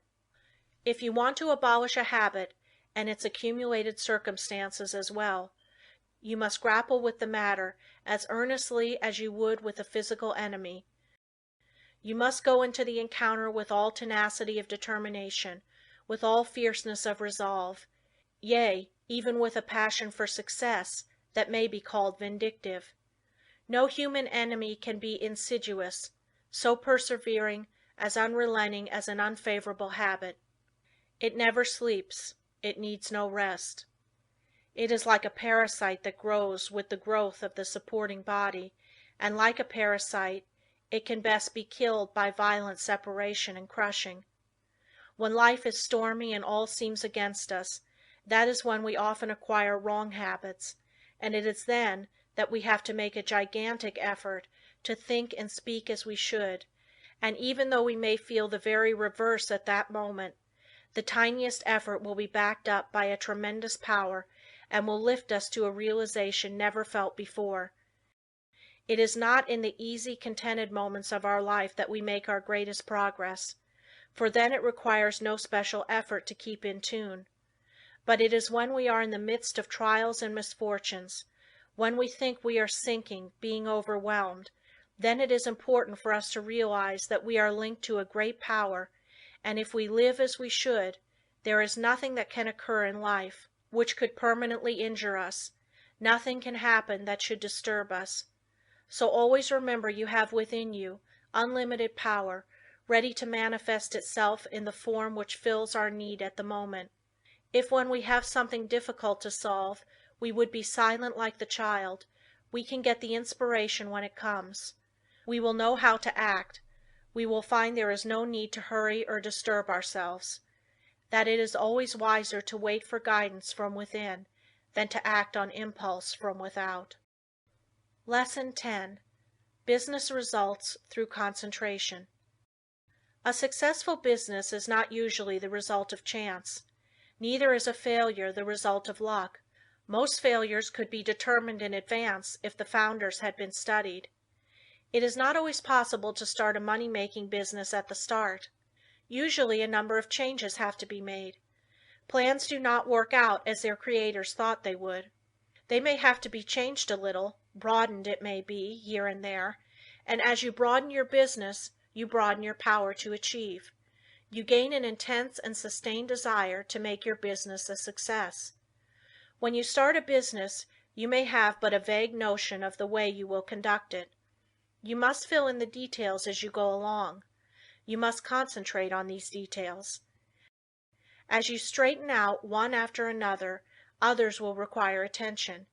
In this way you cover the field of the first endeavor and new opportunities open up for you. When you realize one desire, another comes. But if you do not fulfill the first desire, you will not the second. The person that does not carry his desires into action is only a dreamer. Desire is a great creative force, if it is pure, intense, and sustained. It is our desires that keep stirring us up to action, and they will strengthen and broaden you if you make them materialize. Every man who achieves success deserves it.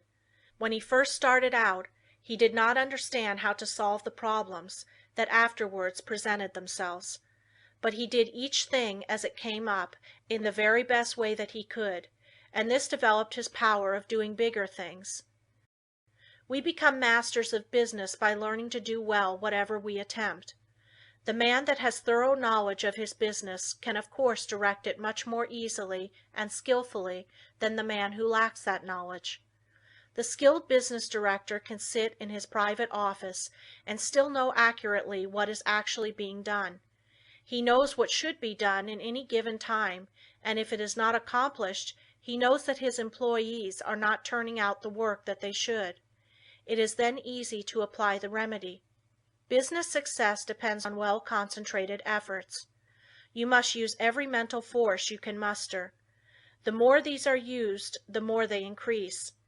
Therefore, the more you accomplish today, the more force you will have at your disposal with which to solve your problems tomorrow. If you are working for someone else today and wish to start in a business for yourself, think over carefully what you would like to do. Then when you have resolved what you want to do, you will be drawn towards it. There is a law that opens the way to the fulfillment of your desires. Of course, back of your desires you must put forward the necessary effort to carry out your purpose. You must use your power to put your desires into force. Once they are created and you keep up your determination to have them fulfilled, you both consciously and unconsciously work toward their materialization. Set your heart on your purpose, concentrate your thought upon it, direct your efforts with all your intelligence, and in due time you will realize your ambition. Feel yourself a success, believe you are a success, and thus put yourself in the attitude that demands recognition, and the thought current draws to you what you need to make you a success. Don't be afraid of big undertakings. Go at them with grit, and pursue methods that you think will accomplish your purpose. You may not at first meet with entire success, but aim so high that if you fall a little short, you will still have accomplished much. What others have done, you can do. You may even do what others have been unable to do. Always keep a strong desire to succeed in your mind. Be in love with your aim and work, and make them, as far as possible, square with the rule of the greatest good to the greatest number, and your life cannot be a failure. The successful business attitude must be cultivated to make the most out of your life, the attitude of expecting great things from both yourself and others. It alone will often cause men to make good, to measure up to the best that is in them. It is not the spasmodic spurts that count on a long journey, but the steady efforts. Spurts fatigue and make it hard for you to continue. Rely on your own opinion. It should be as good as anyone else's. When once you reach a conclusion, abide by it. Let there be no doubt or wavering in your judgment. If you are uncertain about every decision you make, you will be subject to harassing doubts and fears which will render your judgment of little value. The man that decides according to what he thinks right, and who learns from every mistake, acquires a well-balanced mind that gets the best results. He gains the confidence of others. He is known as the man that knows what he wants, and not as the one that is as changeable as the weather. The man of today wants to do business with the man that he can depend upon. Uncertainties in the business world are meeting with more disfavor. Reliable firms want to do business with men of known qualities, with men of firmness, judgment, and reliability. So if you wish to start in business for yourself, your greatest asset, with the single exception of a sound physique, is that of a good reputation. A successful business is not hard to build if we can concentrate all our mental forces upon it. It is the man that is unsettled because he does not know what he wants that goes to the wall. We hear persons say that business is trying on the nerves, but it is the unsettling elements of fret and worry and suspense that are nerve exhausting, and not the business. Executing one's plans may cause fatigue, enjoyment comes with rest. If there has not been any unnatural strain, the recuperative powers replace what energy has been lost. By attending to each day's work properly, you develop the capacity to do a greater work tomorrow. It is this gradual development that makes possible the carrying out of big plans. The man that figures out doing something each hour of the day gets somewhere. At the end of each day you should be a step nearer your aim. Keep the idea in mind that you mean to go forward, that each day must mark an advance, and forward you will go.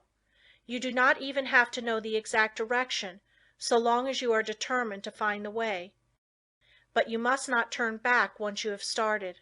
Even the brilliant men's conceptions of the possibilities of their mental forces are so limited and below their real worth that they are far more likely to belittle their possibilities than they are to exaggerate them. You don't want to think that an aim is impossible because it has never been realized in the past. Every day someone is doing something that was never done before. We are pushing ahead faster. Formerly it took decades to build up a big business, but today it is only but a matter of years, sometimes of months. Plan each day's activities carefully, and you can reach any height you aim at. If each thing you do is done with concise and concentrated thought, you will be able to turn out an excellent quality and a large quantity of work. Plan to do so much work during the day, and you will be astonished to see how much more you will do than on other days when you had not decided on any certain amount. I have demonstrated that the average business working force could do the same amount of work in 6 hours that they now do in 8, without using up any more energy. Never start to accomplish anything in an indecisive, indefinite, uncertain way. Tackle everything with a positiveness and an earnestness that will concentrate your mind and attract the very best associated thoughts. You will in a short time find that you will have extra time for planning bigger things. The natural leader always draws to himself, by the law of mental attraction, ideas in his chosen subject that have never been conceived by others. This is of the greatest importance and help. If you are properly trained, you benefit much by others' thoughts, and providing you generate from within yourself something of value, they will benefit from yours. We are heirs of all the ages, but we must know how to use our inheritance. The confident, pushing, hopeful, determined man influences all with whom he associates, and inspires the same qualities in them. You feel that his is a safe example to follow, and he rouses the same force within you that is pushing him onward and upward. One seldom makes a success of anything that he goes at in a listless, spiritless way. To build up a business you must see it expanding in your mind before it actually takes tangible shape. Every great task that has ever been accomplished has first been merely a vision in the mind of its creator. Detail after detail has had to be worked out in his mind from his first faint idea of the enterprise. Finally a clear idea was formed, and then the accomplishment, which was only the material result of the mental concept, followed. The up-to-date business man is not content to build only for the present, but is planning ahead. If he does not, he will fall behind his competitor who is. What we are actually doing today was carefully thought out and planned by others in the past. All progressive businesses are conducted this way. That is why the young business man of today is likely to accomplish more in a few years than his father did in all his life. There is no reason why your work or business should fag you out. When it does, there is something wrong. You are attracting forces and influence that you should not, because you are not in harmony with what you are doing. There is nothing so tiring as to try to do the work for which we are unfitted, both by temperament and training. Each one should be engaged in a business that he loves. He should be furthering movements with which he is in sympathy. He will then only do his best work, and take intense pleasure in his business. In this way, while constantly growing and developing his powers, he is at the same time rendering through his work genuine and devoted service to humanity. Business success is not the result of chance, but of scientific ideas and plans carried out by an aggressive and progressive management. Use your mental forces so that they will grow and develop. Remember that everything you do is the result of mental action. Therefore, you can completely control your every action. Nothing is impossible for you. Don't be afraid to tackle a difficult proposition. Your success will depend upon the use you make of your mind. This is capable of wonderful development. See that you make full use of it, and not only develop yourself but your associates. Try to broaden the visions of those with whom you come in contact, and you will broaden your own outlook of life. Are you afraid of responsibilities? In order for the individual soul to develop, you must have responsibilities. You must manifest the omnipotence of the law of supply. The whole world is your legitimate sphere of activity. How much of a conqueror are you? What have you done? Are you afraid of responsibility, or are you ever dodging, flinching, or sidestepping it? If you are not a real man. Your higher self never winces. So be a man and allow the powers of the higher self to manifest, and you will find you have plenty of strength, and you will feel better when you are tackling difficult propositions. Lesson 11. Concentrate on courage. Courage is the backbone of man. The man with courage has persistence. He states what he believes and puts it into execution. The courageous man has confidence. He draws to himself all the moral qualities and mental forces which go to make up a strong man, whereas the man without courage draws to himself all the qualities of a weak man, vacillation, doubt, hesitancy, and unsteadiness of purpose. You can therefore see the value of concentration on courage. It is a most vital element of success. The lack of courage creates financial as well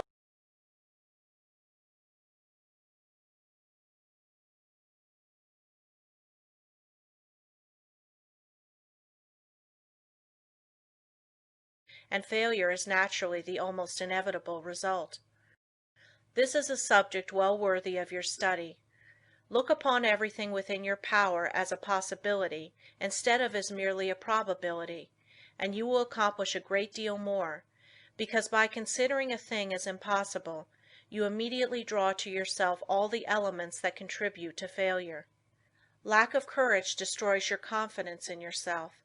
It destroys that forceful, resolute attitude so important to success. The man without courage unconsciously draws to himself all that is contemptible, weakening, demoralizing, and destructive. He then blames his luck when he does not secure the things he weakly desires. We must first have the courage to strongly desire something.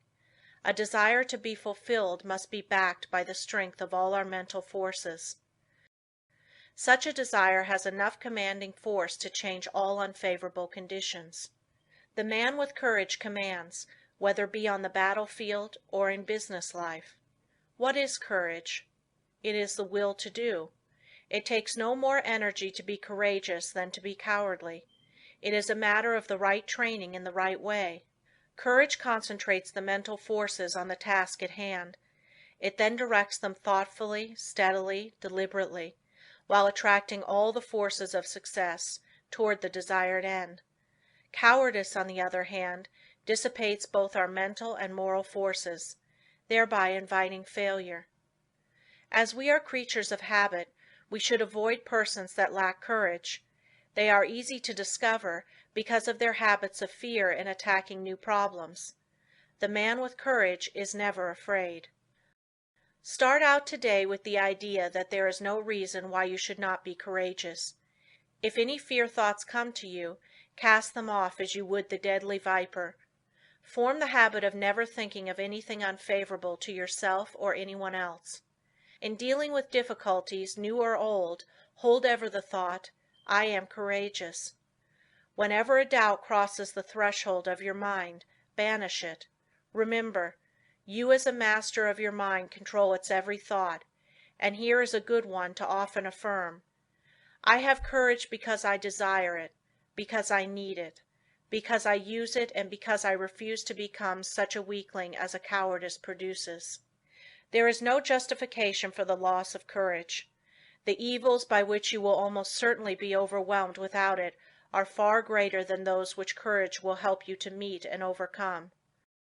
Right then must be the moralist who says that the only thing to fear is fear. Never let another's opinion affect you. He cannot tell you what you are able to do. He does not know what you can do with your forces. The truth is, you do not know yourself until you have put yourself to the test. Therefore, how can someone else know?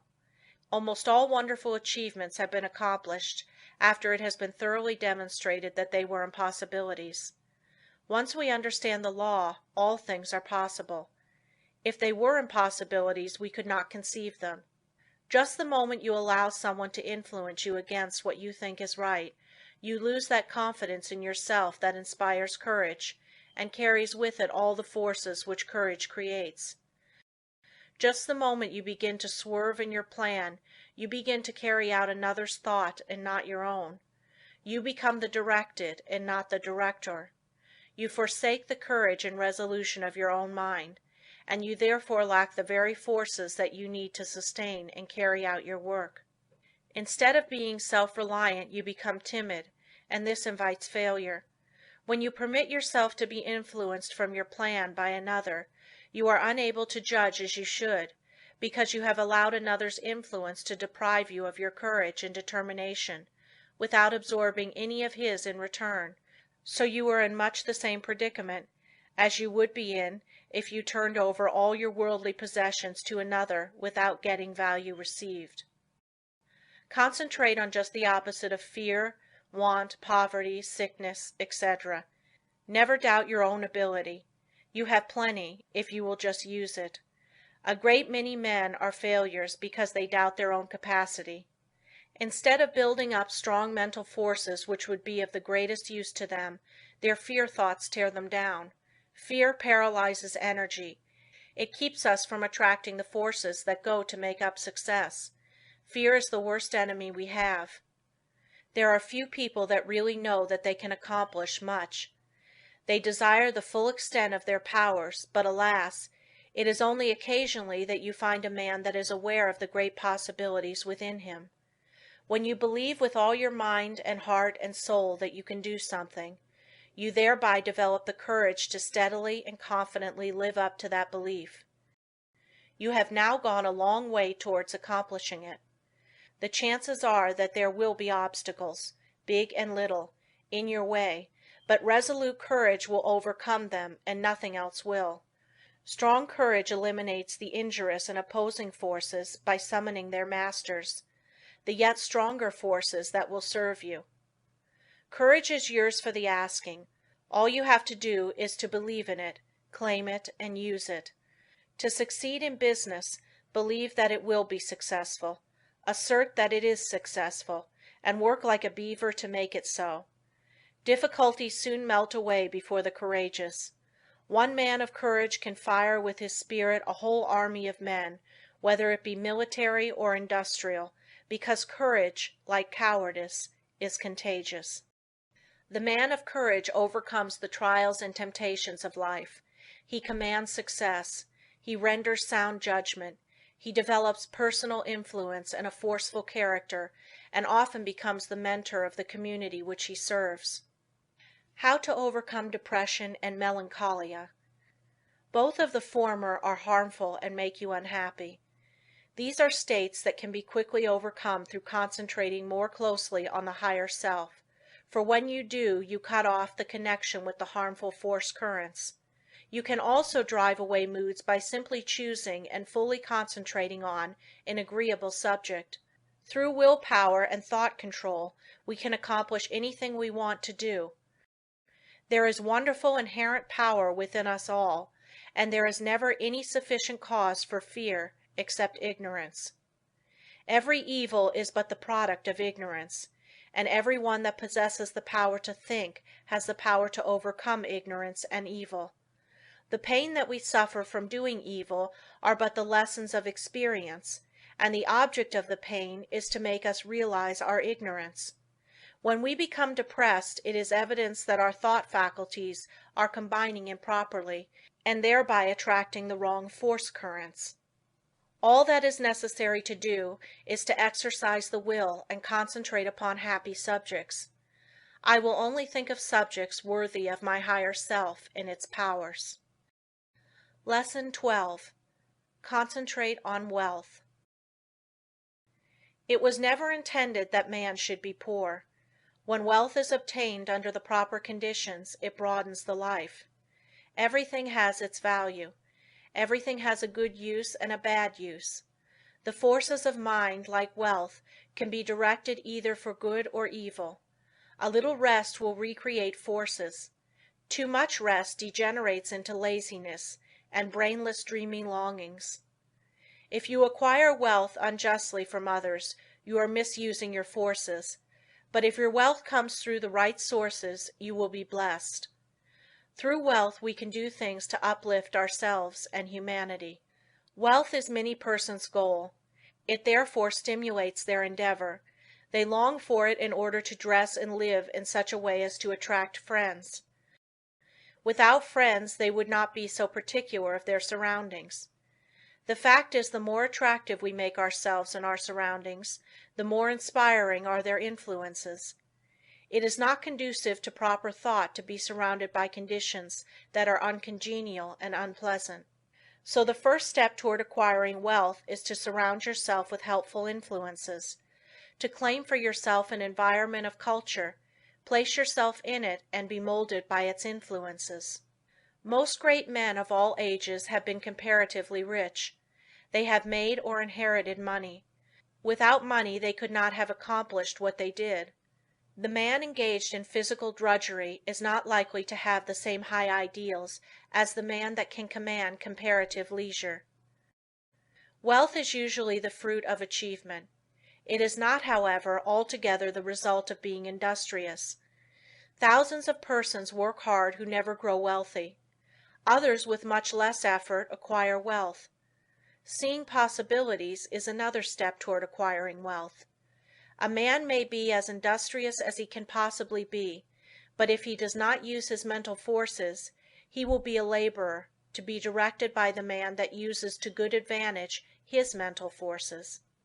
No one can become wealthy in an ordinary lifetime by mere savings from earnings. Many scrimp and economize all their lives, but by so doing waste all their vitality and energy. For example, I know a man that used to walk to work. It took him an hour to go and an hour to return. He could have taken a car and gone in 20 minutes. He saved 10 cents a day but wasted an hour and a half. It was not a very profitable investment unless the time spent in physical exercise yielded him large returns in the way of health. The same amount of time spent in concentrated effort to overcome his unfavorable business environment might have firmly planted his feet in the path of prosperity. One of the big mistakes made by many persons of the present generation is that they associate with those who fail to call out or develop the best that is in them. When the social side of life is developed too exclusively, as it often is, and recreation or entertainment becomes the leading motive of a person's life, he acquires habits of extravagance instead of economy, habits of wasting his resources, physical, mental, moral, and spiritual, instead of conserving them. He is, in consequence, lacking in proper motivation. His God-given powers and forces are undeveloped, and he inevitably brings poor judgment to bear upon all the higher relationships of life. While as to his financial fortunes, he is ever the leaner, often a parasite, and always, if opportunity affords, as heavy a consumer as he is a poor producer. It seems a part of the tragedy of life that these persons have to be taught such painful lessons before they can understand the forces and laws that regulate life. Few profit by the mistakes of others. They must experience them for themselves and then apply the knowledge so gained in reconstructing their lives. Any man that has ever amounted to anything has never done a great deal of detail work for long periods at any given time. He needs his time to reflect. He does not do his duties today in the same way as yesterday, but as the result of deliberate and concentrated effort, constantly tries to improve his methods. The other day I attended a lecture on prosperity. I knew the lecturer had been practically broke for 10 years. I wanted to hear what he had to say. He spoke very well. He no doubt benefited some of his hearers, but he had not profited by his own teachings. I introduced myself and asked him if he believed in his maxims. He said he did. I asked him if they made him prosperous. He said not exactly. I asked him why. He answered that he thought he was fated not to experience prosperity. In half an hour I showed that man why poverty had always been his companion. He had dressed poorly. He held his lectures in poor surroundings. By his actions and beliefs he attracted poverty. He did not realize that his thoughts and his surroundings exercised an unfavorable influence. I said, thoughts are moving forces, great powers. Thoughts of wealth attract wealth. Therefore, if you desire wealth, you must attract the forces that will help you to secure it. Your thoughts attract a similar kind of thoughts. If you hold thoughts of poverty, you attract poverty. If you make up your mind you are going to be wealthy, you will instill this thought into all your mental forces, and you will at the same time use every external condition to help you. Many persons are of the opinion that if you have money, it is easy to make more money. But this is not necessarily true. 90% of the men that start in business fail. Money will not enable one to accumulate much more unless he is trained to seek and use good opportunities for its investment. If he inherits money, the chances are that he will lose it. While if he has made it, he not only knows its value, but has developed the power to use it as well as to make more if he loses it. Business success today depends on foresight, good judgment, grit, firm resolution, and settled purpose. But never forget that thought is as real a force as electricity. Let your thoughts be such that you will send out as good as you receive. If you do not, you are not enriching others, and therefore deserve not to be enriched. The man that tries to get all he can from others for nothing becomes so selfish and mean that he does not even enjoy his own acquisitions. We see examples of this every day. What we take from others will in turn be taken from us. All obligations have to be met fairly and squarely. We cannot reach perfection until we discharge every obligation of our lives. We all realize this, so why not willingly give a fair exchange for all that we receive? Again I repeat that the first as well as the last step in acquiring wealth is to surround yourself with good influences, good thought, good health, good home and business environment, and successful business associates. Cultivate by every legitimate means the acquaintance of men of big caliber. Bring your thought vibrations in regard to business into harmony with theirs. This will make your society not only agreeable, but sought after, and when you have formed intimate friendships with clean, reputable men of wealth, entrust to them for your investment your surplus earnings, however small, until you have developed the initiative and business acumen to successfully manage your own investments. By this time you will, through such associations, have found your place in life, which if you have rightly concentrated upon and used your opportunities, will not be among men of small parts. With a competence secured, you will take pleasure in using a part of it in making the road you traveled in reaching your position easier for those who follow you. There is somewhere in every brain the energy that will get you out of that rut and put you far up on the mountain of success if you can only use the energy. You know that gasoline in the engine of an automobile doesn't move the car until the spark comes to explode the gasoline. So it is with the mind of man. We are not speaking now of men of great genius, but of average, able citizens. Each one of them has in his brain the capacity to climb over the word impossible and get into the successful country beyond. And hope, self-confidence, and the determination to do something supply the spark that makes the energy work. Lesson 13. You can concentrate, but will you? All have the ability to concentrate, but will you? You can, but whether you will or not depends on you. It is one thing to be able to do something, and another thing to do it. There is far more ability not used than is used. Why do not more men of ability make something of themselves? There are comparatively few successful men, but many ambitious ones. Why do not more get along? Cases may differ, but the fault is usually their own. They have had chances, perhaps better ones than some others, that have made good. What would you like to do that you are not doing? If you think you should be getting on better, why don't you? Study yourself carefully. Learn your shortcomings. Sometimes only a mere trifle keeps one from branching out and becoming a success. Discover why you have not been making good, the cause of your failure. Have you been expecting someone to lead you, or to make a way for you? If you have, concentrate on a new line of thought. There are two things absolutely necessary for success: energy and the will to succeed. Nothing can take the place of either of these. Most of us will not have an easy path to follow, so don't expect to find one. The hard knocks develop our courage and moral stamina.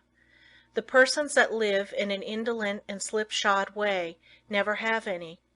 They have never faced conditions and therefore don't know how. The world is no better for their living. We must make favorable conditions and not expect them to shape themselves. It is not the man that says, "It can't be done," but the man that goes ahead in spite of adverse advice and shows that it can be done, that gets there today. "The Lord helps those that help themselves" is a true saying. We climb the road to success by overcoming obstacles. Stumbling blocks are but stepping stones for the man that says, "I can and I will." When we see cripples, the deaf and dumb, the blind and those with other handicaps amounting to something in the world, the able-bodied man should feel ashamed of himself if he does not make good. There is nothing that can resist the force of perseverance. The way ahead of all of us is not clear sailing, but all hard passages can be bridged if you just think they can and concentrate on how to do it. But if you think the obstacles are unsurmountable, you will not of course try, and even if you do, it will only be in a half-hearted way, a way that accomplishes nothing. Many men will not begin an undertaking unless they feel sure they will succeed in it. What a mistake! This would be right if we were sure of what we could and could not do. But who knows? There may be an obstruction there now that may not be there next week. There may not be an obstruction there now that will be there next week. The trouble with most persons is that just as soon as they see their way blocked, they lose courage. They forget that usually there is a way around the difficulty. It's up to you to find it. If you tackle something with little effort, when the conditions call for a big effort, you will of course not win. Tackle everything with a feeling that you will utilize all the power within you to make it a success. This is the kind of concentrated effort that succeeds. Most people are beaten before they start. They think they are going to encounter obstacles, and they look for them instead of for means to overcome them. The result is that they increase their obstacles instead of diminishing them. Have you ever undertaken something that you thought would be hard, but afterwards found it to be easy? That is the way a great many times. The things that look difficult in advance turn out to be easy of conquest when once encountered. So start out on your journey with the idea that the road is going to be clear for you, and that if it is not, you will clear the way. All men that have amounted to something have cleared their way, and they did not have the assistance that you will have today. The one great keynote of success is to do whatever you have decided on. Don't be turned from your path, but resolve that you are going to accomplish what you set out to do. Don't be frightened at a few rebuffs, for they cannot stop the man that is determined, the man that knows in his heart that success is only brought by tremendous resolution, by concentrated and wholehearted effort. He who has a firm will, says Goethe, molds the world to himself. People do not lack strength, says Victor Hugo, they lack will. It is not so much skill that wins victories as it is activity and great determination. There is no such thing as failure for the man that does his best. No matter what you may be working at the present time, don't let this make you lose courage. The tides are continually changing, and tomorrow or some other day they will turn to your advantage if you are a willing and are an ambitious worker. There is nothing that develops you and increases your courage like work. If it were not for work, how monotonous life would at last become. So I say to the man that wants to advance, don't look upon your present position as your permanent one. Keep your eyes open, and add those qualities to your makeup that will assist you when your opportunity comes. Be ever alert and on the watch for opportunities. Remember, we attract what we set our minds on. If we look for opportunities, we will find them. If you are the man you should be, someone is looking for you to fill a responsible position. So when he finds you, don't let your attention wander. Give it all to him. Show that you can concentrate your powers, that you have the makeup of a real man. Show no signs of fear, uncertainty, or doubt. The man that is sure of himself is bound to get to the front. No circumstances can prevent him. Lesson 14. The Art of Concentrating by Means of Practical Exercises. Select some thought and see how long you can hold your mind on it. It is well to have a clock at first and keep track of the time. If you decide to think about health, you can get a great deal of good from your thinking besides developing concentration. Think of health as being the greatest blessing there is in the world. Don't let any other thought drift in. Just the moment one starts to obtrude, make it get out. Make it a daily habit of concentrating on this thought for say 10 minutes. Practice until you can hold it to the exclusion of everything else. You will find it of the greatest value to centralize your thoughts on health. Regardless of your present condition, see yourself as you would like to be and be blind to everything else. You will find it hard at first to forget your ailments, if you have any, But after a short while you can shut out these negative thoughts and see yourself as you want to be. Each time you concentrate, you form a more perfect image of health, and as you come into its realization, you become healthy, strong, and wholesome. I want to impress upon your mind that the habit of forming mental images is of the greatest value. It has always been used by successful men of all ages, but few realize its full importance. Do you know that you are continually acting according to the images you form? If you allow yourself to mold negative images, you unconsciously build a negative disposition. You will think of poverty, weakness, disease, fear, etc. Just as surely as you think of these, will your objective life express itself in a like way. Just what we think, we will manifest in the external world. In deep concentration you become linked with the great creative spirit of the universe, and the creative energy then flows through you, vitalizing your creations into form.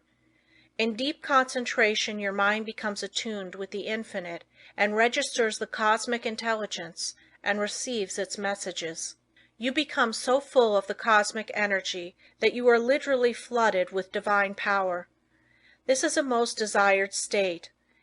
It is then we realize the advantages of being connected with the supra-consciousness. The supra-consciousness registers the higher cosmic vibrations. It is often referred to as the wireless station, the message recorded coming from the universal mind. There are very few that reach this stage of concentration. Very few even know that it is possible. They think concentration means limitation to one subject, but this deeper concentration that brings us into harmony with the infinite is that which produces and maintains health. When you have once come in contact with your supra-consciousness, you become the controller of your human thoughts. That which comes to you is higher than human thoughts. It is often spoken of as cosmic consciousness. Once it is experienced, it is never forgotten.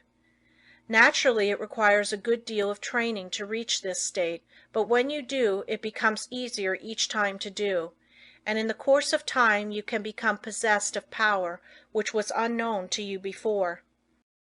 You are able to direct the expression of almost infinite power while in this deeper state of concentration. Exercises in concentration. The rays of the sun, when focused upon an object by means of a sun-glass, produce a heat many times greater than the scattered rays of the same source of light and heat. This is true of attention. Scatter it and you get but ordinary results. But center it upon one thing and you secure much better results. When you focus your attention upon an object, your every action, voluntary and involuntary, is in the direction of attaining that object. If you will focus your energies upon a thing to the exclusion of everything else, you generate the force that can bring you what you want. When you focus your thought, you increase its strength. The exercises that follow are tedious and monotonous, but useful. If you will persist in them, you will find they are very valuable, as they increase your powers of concentration. Before proceeding with the exercises, I will answer a question that just comes to me. This person says after he works all day, he is too tired to practice any exercise. But this is not true. We will say he comes home all tired out, eats his supper, and sits down to rest. If his work has been mental, the thought which has been occupying his mind returns to him, and this prevents him from securing the rest he needs. It is an admitted fact that certain thoughts call into operation a certain set of brain cells. The other cells, of course, are not busy at that time and are rested. Now, if you take up something that is just different from what you have been doing during the day, you will use the cells that have not done anything and give those that have had work to do a rest. So you should regulate the evenings that you have and call forth an entirely different line of thought so as not to use the cells which you have tired out during the day. If you will center your attention on a new thought, you relieve the old cells from vibrating with excitement, and they get their needed rest. The other cells that have been idle all day want to work, and you will find you can enjoy your evenings while securing needed rest. Once you have learned to master your thoughts, you will be able to change them just as easily as you change your clothes. Remember, the real requisite of centering is to be able to shut out outside thoughts, anything foreign to the subject. Now, in order to control your intention, first gain control over the body. This must be brought under direct control of the mind under the control of the will. Your will is strong enough to do anything you wish, but you must realize that it is. The mind can be greatly strengthened by being brought under the direct influence of the will. When the mind is properly strengthened by the impulse of the will, it becomes a powerful transmitter of thought, because it has more force. The best time to concentrate is after reading something that is inspiring, as you are then mentally and spiritually exalted in the desired realm. Then is the time you are ready for deep concentration. If you are in your room first, see that your windows are up and the air is good. Lie down flat on your bed without a pillow. See that every muscle is relaxed. Now breathe slowly, filling the lungs comfortably full of fresh air. Hold this as long as you can without straining yourself. Then exhale slowly.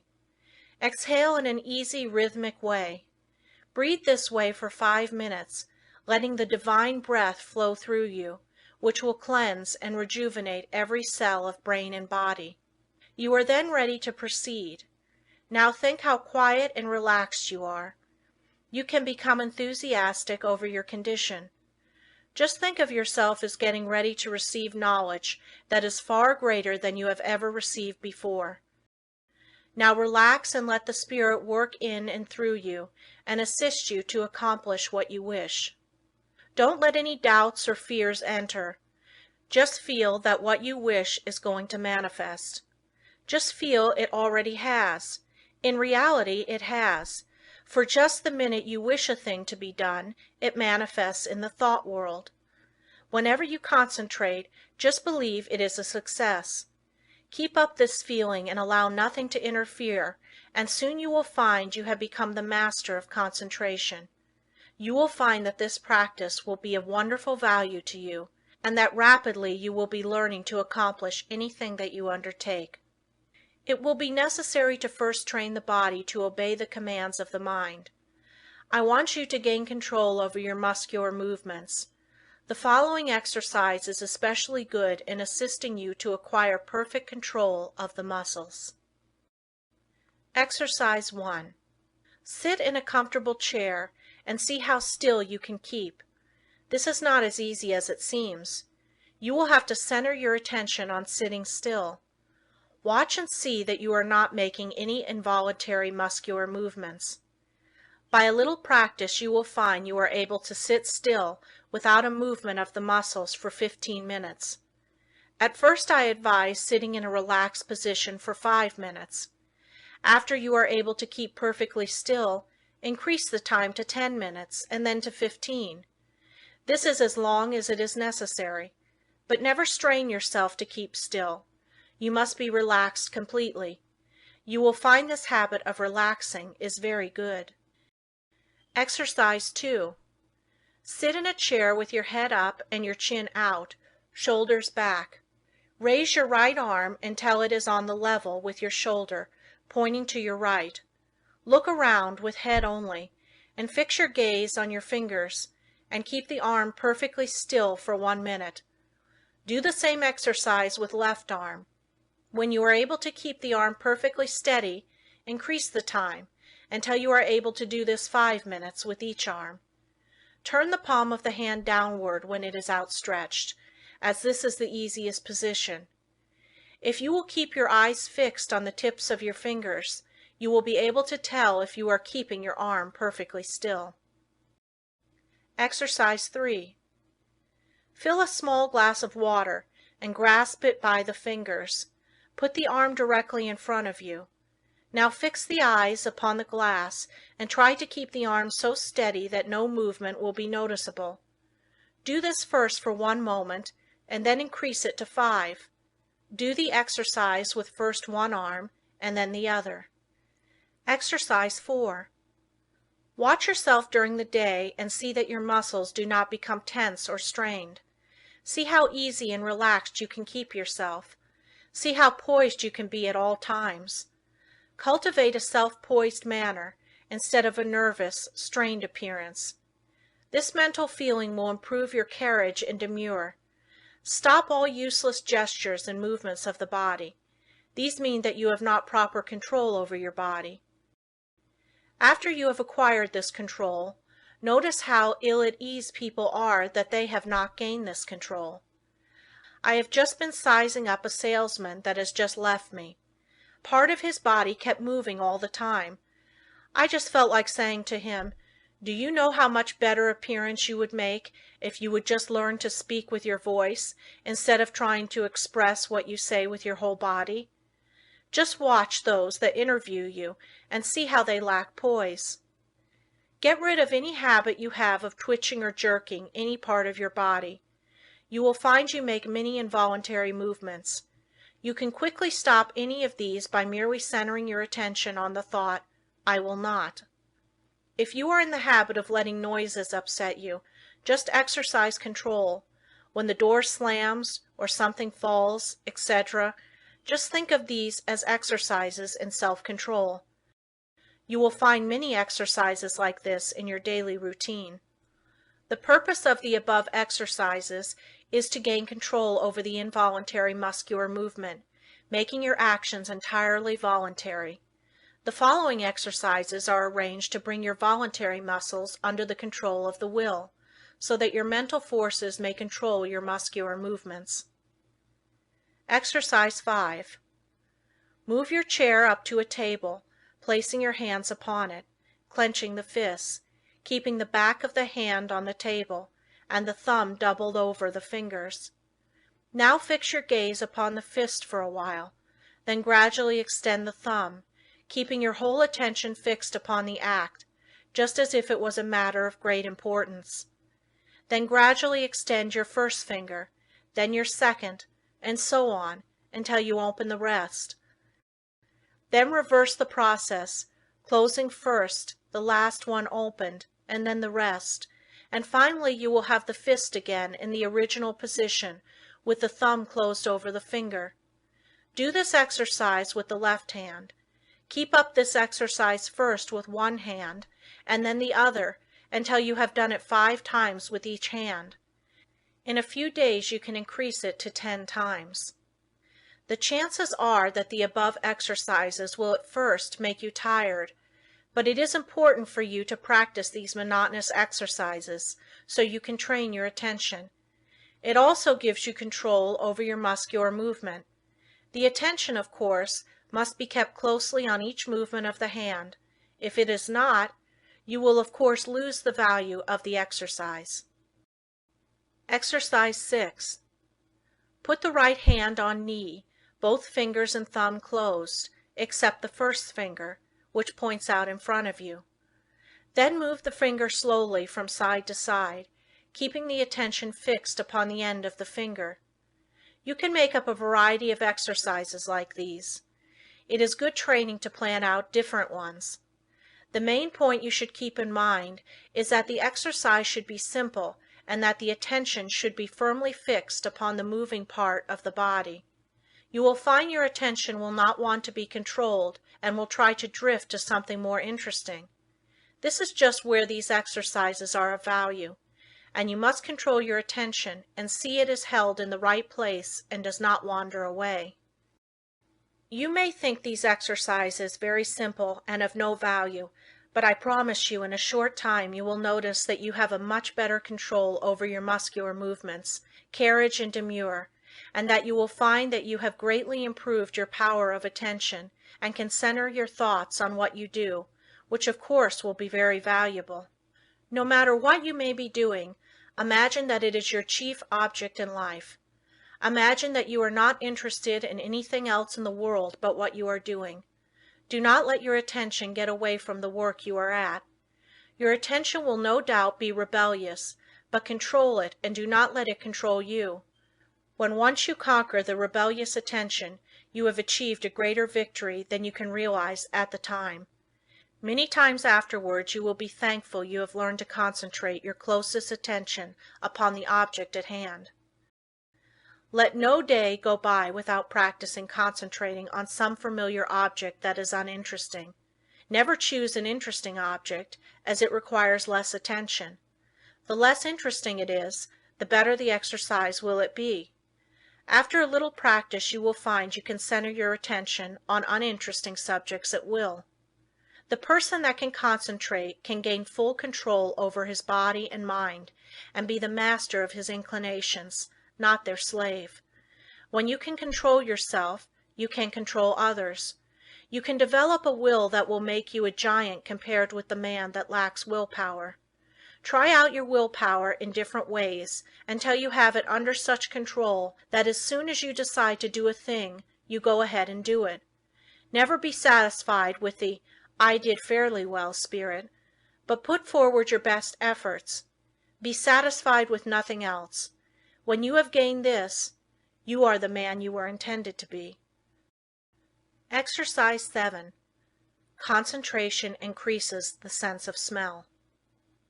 When you take a walk, or drive in the country, or pass a flower garden, concentrate on the odor of flowers and plants. See how many different kinds you can detect. Then choose one particular kind and try to sense only this. You will find that this strongly intensifies the sense of smell. The differentiation requires, however, a particularly attentive attitude. When sense of smell is being developed, you should not only shut out from the mind every thought but that of odor, but you should also shut out cognizance of every odor save that upon which your mind, for the time, is concentrated. You can find plenty of opportunity for exercises for developing the sense of smell. When you are out in the air, be on the alert for the different odors. You will find the air laden with all kinds, but let your concentration upon the one selected be such that a scent of its fragrance, in after years, will vividly recall the circumstances of this exercise. The object of these exercises is to develop concentrated attention, and you will find that you can, through their practice, control your mind and direct your thoughts, just the same as you can your arm. Exercise 8. Concentration on the within. Lie down and thoroughly relax your muscles. Concentrate on the beating of your heart. Do not pay any attention to anything else. Think how this great organ is pumping the blood to every part of the body. Try to actually picture the blood leaving the great reservoir and going in one stream right down to the toes. Picture another going down the arms to the tips of the fingers. After a little practice you can actually feel the blood passing through your system. If at any time you feel weak in any part of your body, will that an extra supply of blood shall go there. For instance, if your eyes feel tired, picture the blood coming from the heart, passing up through the head and out to the eyes. You can wonderfully increase your strength by this exercise. Men have been able to gain such control over their heart that they have actually stopped it from beating for 5 minutes.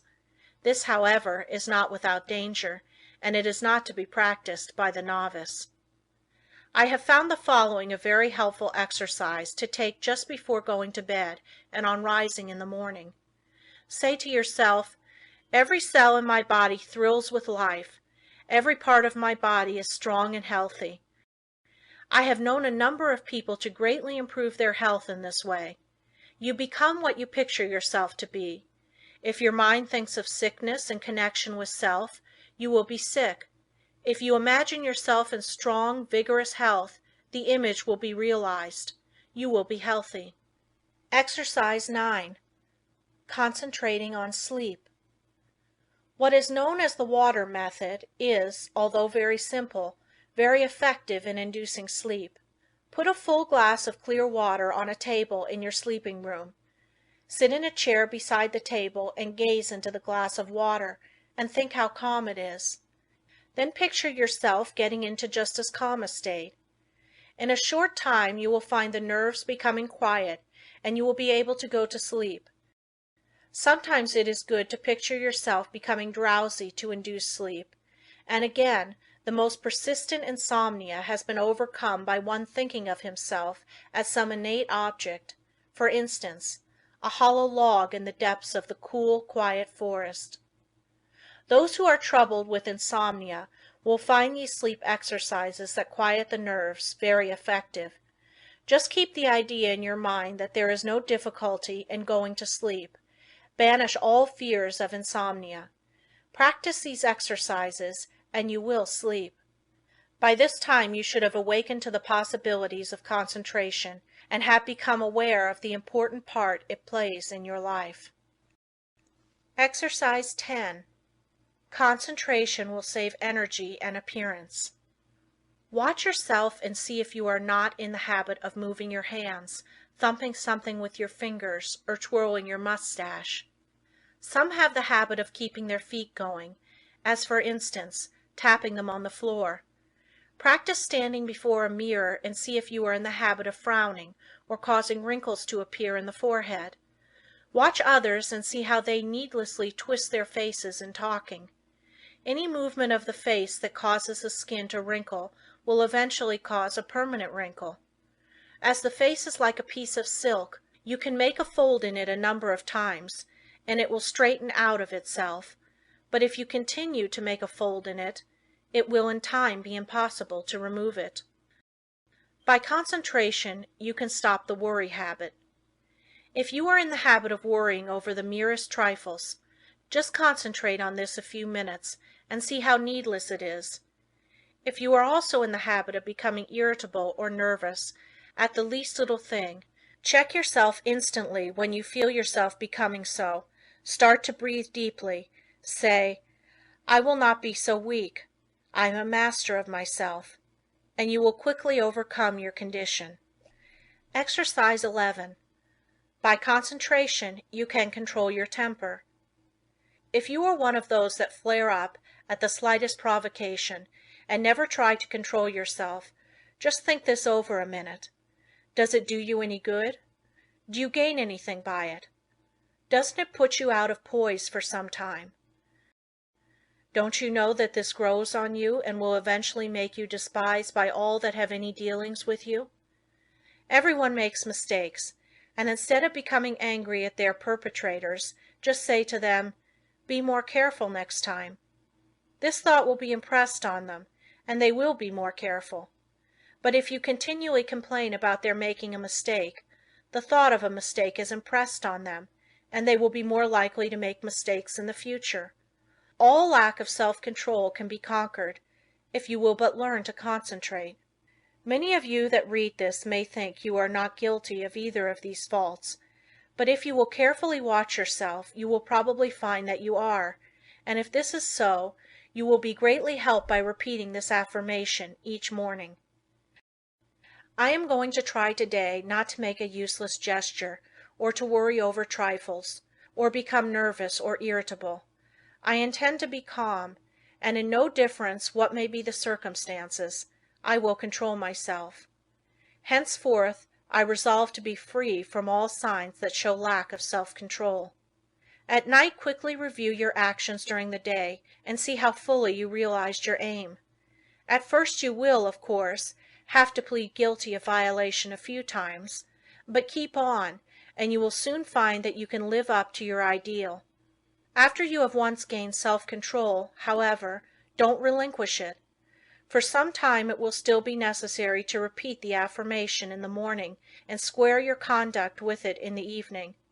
Keep up the good work until at last the habit of self-control is so firmly fixed that you could not break it even though you tried. I have had many persons tell me that this affirmation and daily review made a wonderful difference in their lives. You too will notice a difference if you live up to these instructions.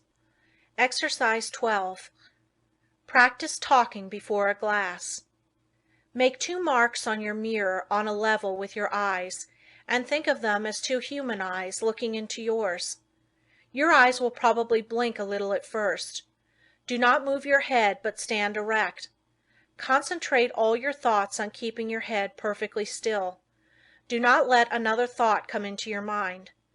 Then, still keeping the head, eyes, and body still, think that you look like a reliable man or woman should, like a person that anyone would have confidence in. Do not let your appearance be such as to justify the remark, "I don't like his appearance. I don't believe he can be trusted." While standing before the mirror, practice deep breathing. See that there is plenty of fresh air in the room and that you are literally feasting on it. You will find that, as it permeates every cell, your timidity will disappear. It has been replaced by a sense of peace and power. The one that stands up like a man and has control over the muscles of his face and eyes always commands attention. In his conversation, he can better impress those with whom he comes in contact. He acquires a feeling of calmness and strength that causes opposition to melt away before it. 3 minutes a day is long enough for the practice of this exercise. Look at the clock before you commence the exercise, and if you find you can prolong the exercise for more than 5 minutes, do so. The next day sit in a chair and, without looking at the picture, concentrate on it and see if you cannot think of additional details concerning it. The chances are you will be able to think of many more. It might be well for you to write down all you thought of the first day, and then add to the list each new discovery. You will find that this is a very excellent exercise in concentration. Exercise 13. The control of sensations. Think how you would feel if you were cool, then think how you would feel if you were cold. Again, how would you feel if it were freezing? In this state you would be shivering all over. Now think of just the opposite conditions. Construct such a vivid image of heat that you are able to experience the sensation of heat even in the coldest atmosphere. It is possible to train your imagination until you do this, and it can then be turned to practical account in making undesirable conditions bearable. You can think of many very good exercises like this. For instance, if you feel yourself getting hungry or thirsty, and for any reason you do not wish to eat, do not think of how hungry or thirsty you are, but just visualize yourself as finishing a hearty meal. Again, when you experience pain, do not increase it by thinking about it, but do something to divert your attention, and the pain will seem to decrease. If you will start practicing along this line systematically, you will soon gain a wonderful control over the things that affect your physical comfort. Exercise 14. The Eastern way of concentrating. Sit in a chair with a high back in upright position.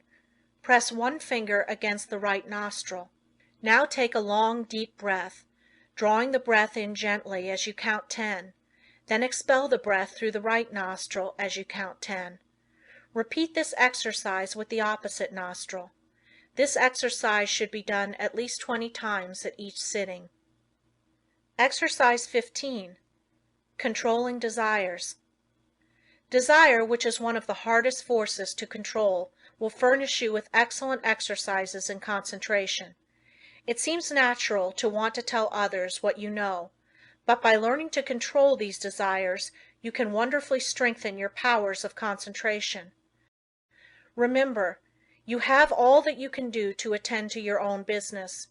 Do not waste your time in thinking of others or in gossiping about them. If from your own observation you learn something about another person that is detrimental, keep it to yourself. Your opinion may afterwards turn out to be wrong anyway, but whether right or wrong, you have strengthened your will by controlling your desire to communicate your views. If you hear good news, resist the desire to tell it to the first person you meet, and you will be benefited thereby. It will require the concentration of all your powers of resistance to prohibit the desire to tell. After you feel that you have complete control over your desires, you can then tell your news. But you must be able to suppress the desire to communicate the news until you are fully ready to tell it. Persons that do not possess this power of control over desires are apt to tell things that they should not, thereby often involving both themselves and others in needless trouble. If you are in the habit of getting excited when you hear unpleasant news, just control yourself and receive it without any exclamation of surprise. Say to yourself, "Nothing is going to cause me to lose my self-control." You will find from experience that this self-control will be worth much to you in business. You will be looked upon as a cool-headed businessman, and this in time becomes a valuable business asset. Of course, circumstances alter cases. At times it is necessary to become enthused, but be ever on the lookout for opportunities for the practice of self-control. He that ruleth his spirit is greater than he that ruleth a city. Exercise 16. When you read. No one can think without first concentrating his thoughts on the subject in hand. Every man and woman should train himself to think clearly. An excellent exercise is to read some short story and then write just an abridged statement. Read an article in a newspaper and see how in a few words you can express it. Reading an article to get only the essentials requires the closest concentration. If you are unable to write out what you read, you will know you are weak in concentration. Instead of writing it out, you can express it orally if you wish. Go to your room and deliver it as if you were talking to someone. You will find exercises like this of the greatest value in developing concentration and learning to think. After you have practiced a number of these simple exercises, read a book for 20 minutes and then write down what you have read. The chances are that first you will not remember very many details, but with a little practice you will be able to write a very good account of what you have read. The closer the concentration, the more accurate the account will be. It is a good idea when time is limited to read only a short sentence and then try to write it down word for word. When you are able to do this, read 2 or more sentences and treat similarly. The practice will produce very good results if you keep it up until the habit is fixed. If you will just utilize your spare time in practicing exercises like those suggested, you can gain wonderful powers of concentration. You will find that in order to remember every word in a sentence, you must keep out every thought but that which you wish to remember, and this power of inhibition alone will more than compensate for the trouble of the exercise. Of course, success in all of the above depends largely upon cultivating, through the closest concentration, the power to image or picture what you read, upon the power, as one writer expresses it, of letting the mountains of which we hear loom before us, and the rivers of which we read roll at our feet. Exercise 17. Concentration overcomes bad habits. If you have a habit that you want to get rid of, shut your eyes and imagine that your real self is standing before you.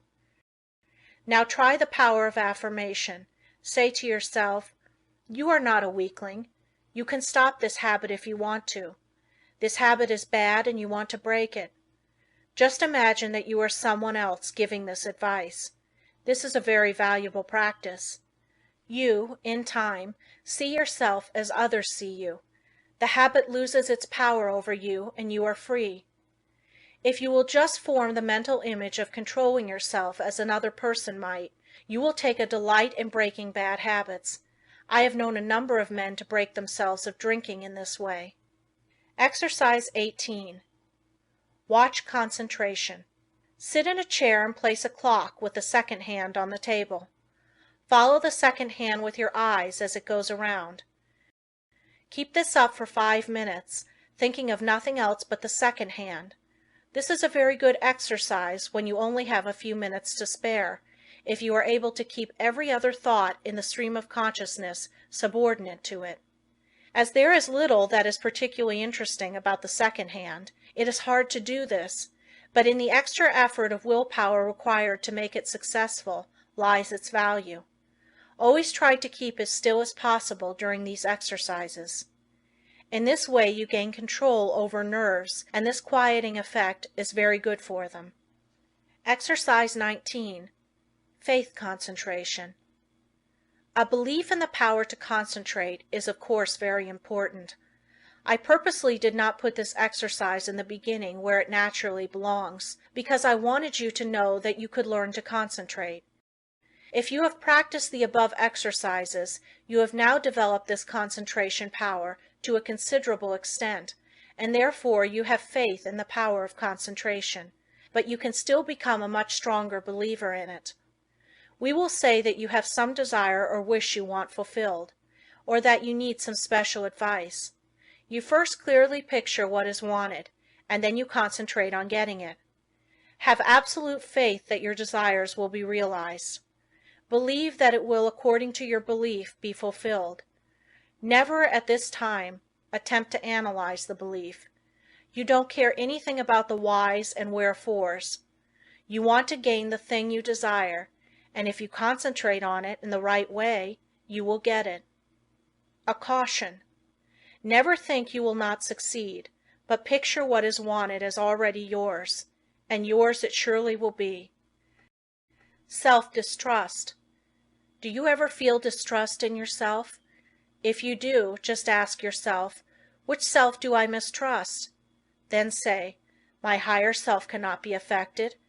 Then think of the wonderful powers of the higher self. There is a way to overcome all difficulties, and it is a delight for the human soul to do so. Instead of wasting precious thought force by dreading or fearing a disagreeable interview or event, instead devote the time in concentrated thought and how to make the best of the interview or event, and you will find that it will not be as unpleasant as you thought it would be. Most of our troubles are but imaginary, and it is the mental habit of so dreading them that really acts as a magnet in attracting those that really do come. Your evil circumstances are created or attracted by your own negative fears and wrong thoughts, and are a means of teaching you to triumph over all evils by discovering that which is inherent within yourself. You will find it helpful in overcoming self-distrust to stop and think, why are you concentrating your forces? And by so doing, you become more closely attached to the higher self, which never distrusts.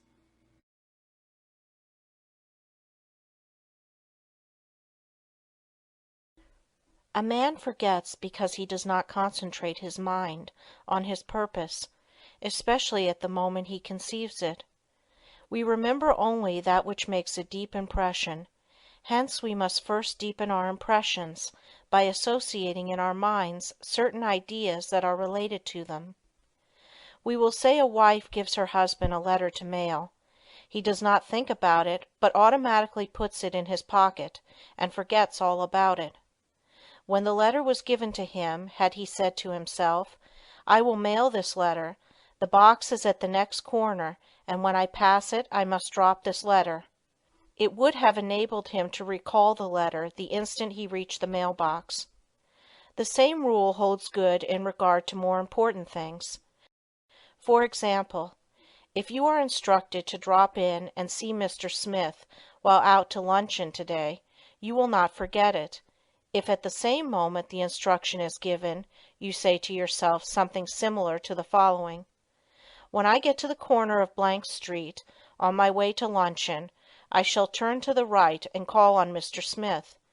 In this way the impression is made, the connection established, and the sight of the associated object recalls the errand. The important thing to do is to deepen the impression at the very moment it enters your mind. This is made possible not only by concentrating the mind upon the idea itself, but by surrounding it with all possible association of ideas, so that each one will reinforce the others. The mind is governed by laws of association, such as the law that ideas which enter the mind at the same time emerge at the same time, one assisting in recalling the others. The reason why people cannot remember what they want to is that they have not concentrated their minds sufficiently on their purpose at the moment when it was formed.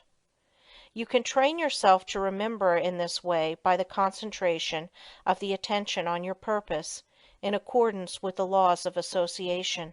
When once you form this habit, the attention is easily centered and the memory easily trained.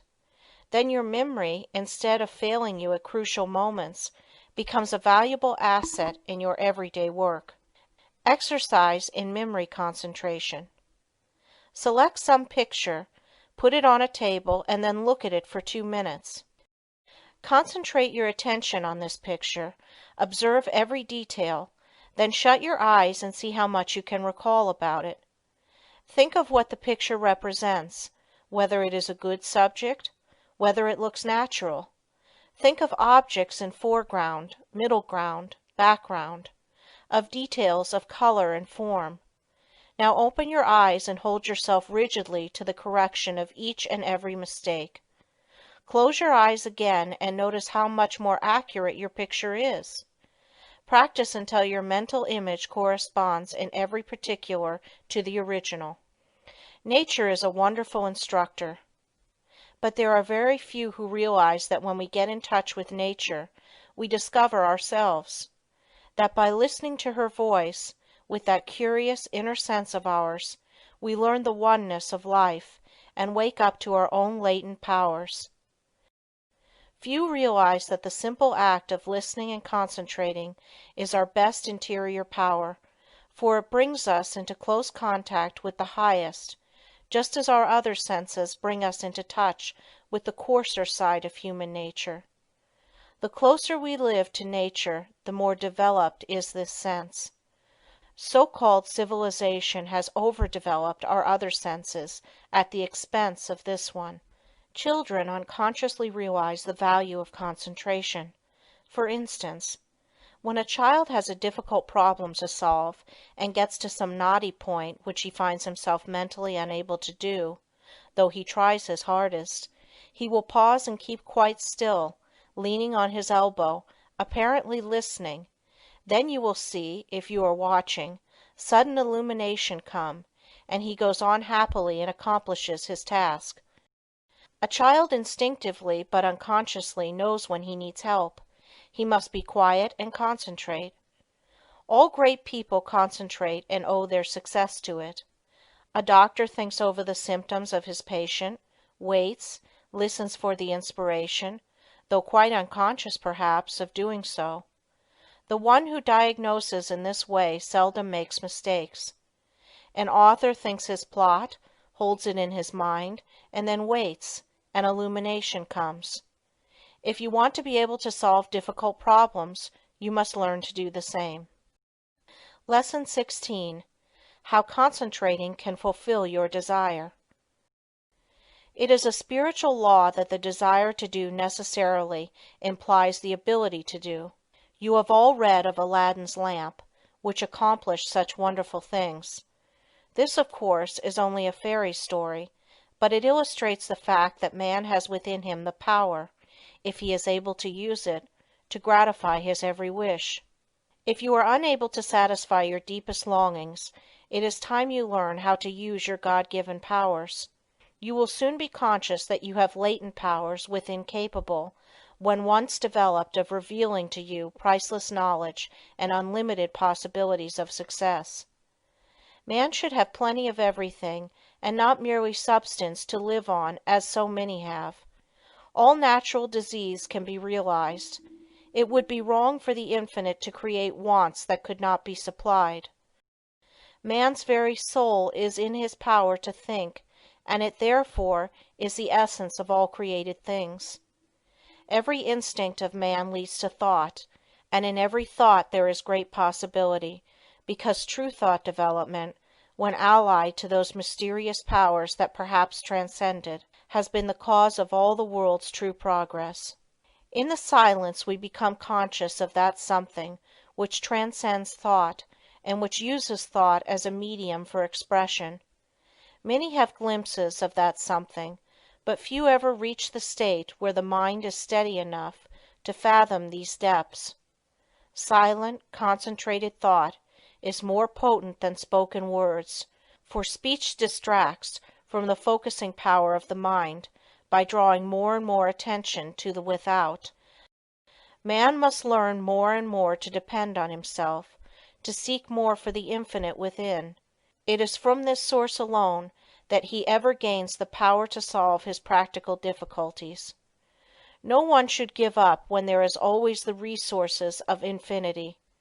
The cause of failure is that men search in the wrong direction for success, because they are not conscious of their real powers that when used are capable of guiding them. The infinite within is foreign to those persons who go through life without developing their spiritual powers. But the infinite helps only he who helps himself. There is no such thing as a special providence.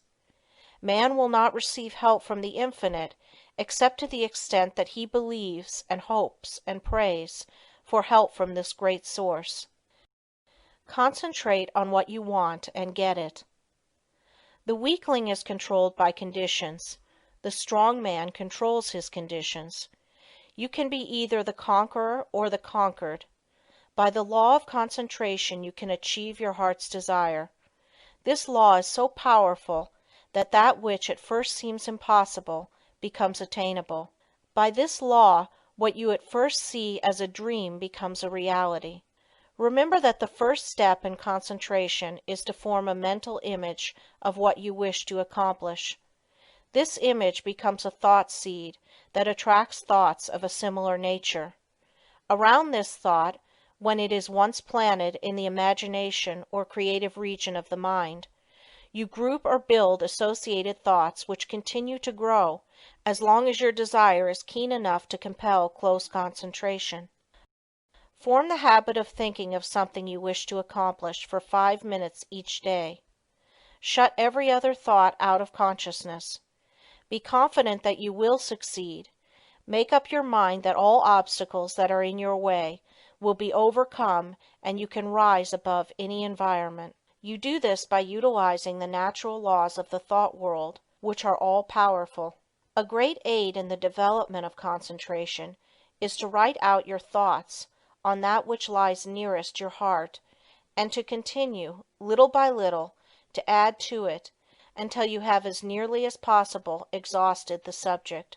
You will find that each day as you focus your forces on this thought at the center of the stream of consciousness, new plans, ideas, and methods will flash into your mind. There is a law of attraction that will help you accomplish your purpose. An advertiser, for instance, gets to thinking along a certain line. He has formed his own ideas, but he wants to know what others think. He starts out to seek ideas, and he soon finds plenty of books, plans, designs, etc. on the subject, although when he started he was not aware of their existence. The same thing is true in all lines. We can attract those things that will help us. Very often we seem to receive help in a miraculous way. It may be slow in coming, but once the silent, unseen forces are put into operation, they will bring results so long as we do our part. They are ever present and ready to aid those who care to use them. By forming a strong mental image of your desire, you plant the thought seed, which begins working in your interest, and in time, that desire, if in harmony with your higher nature, will materialize. It may seem that it would be unnecessary to caution you to concentrate only upon achievement that will be good for you and work no harm to another, but there are many who forget others and their rights in their anxiety to achieve success.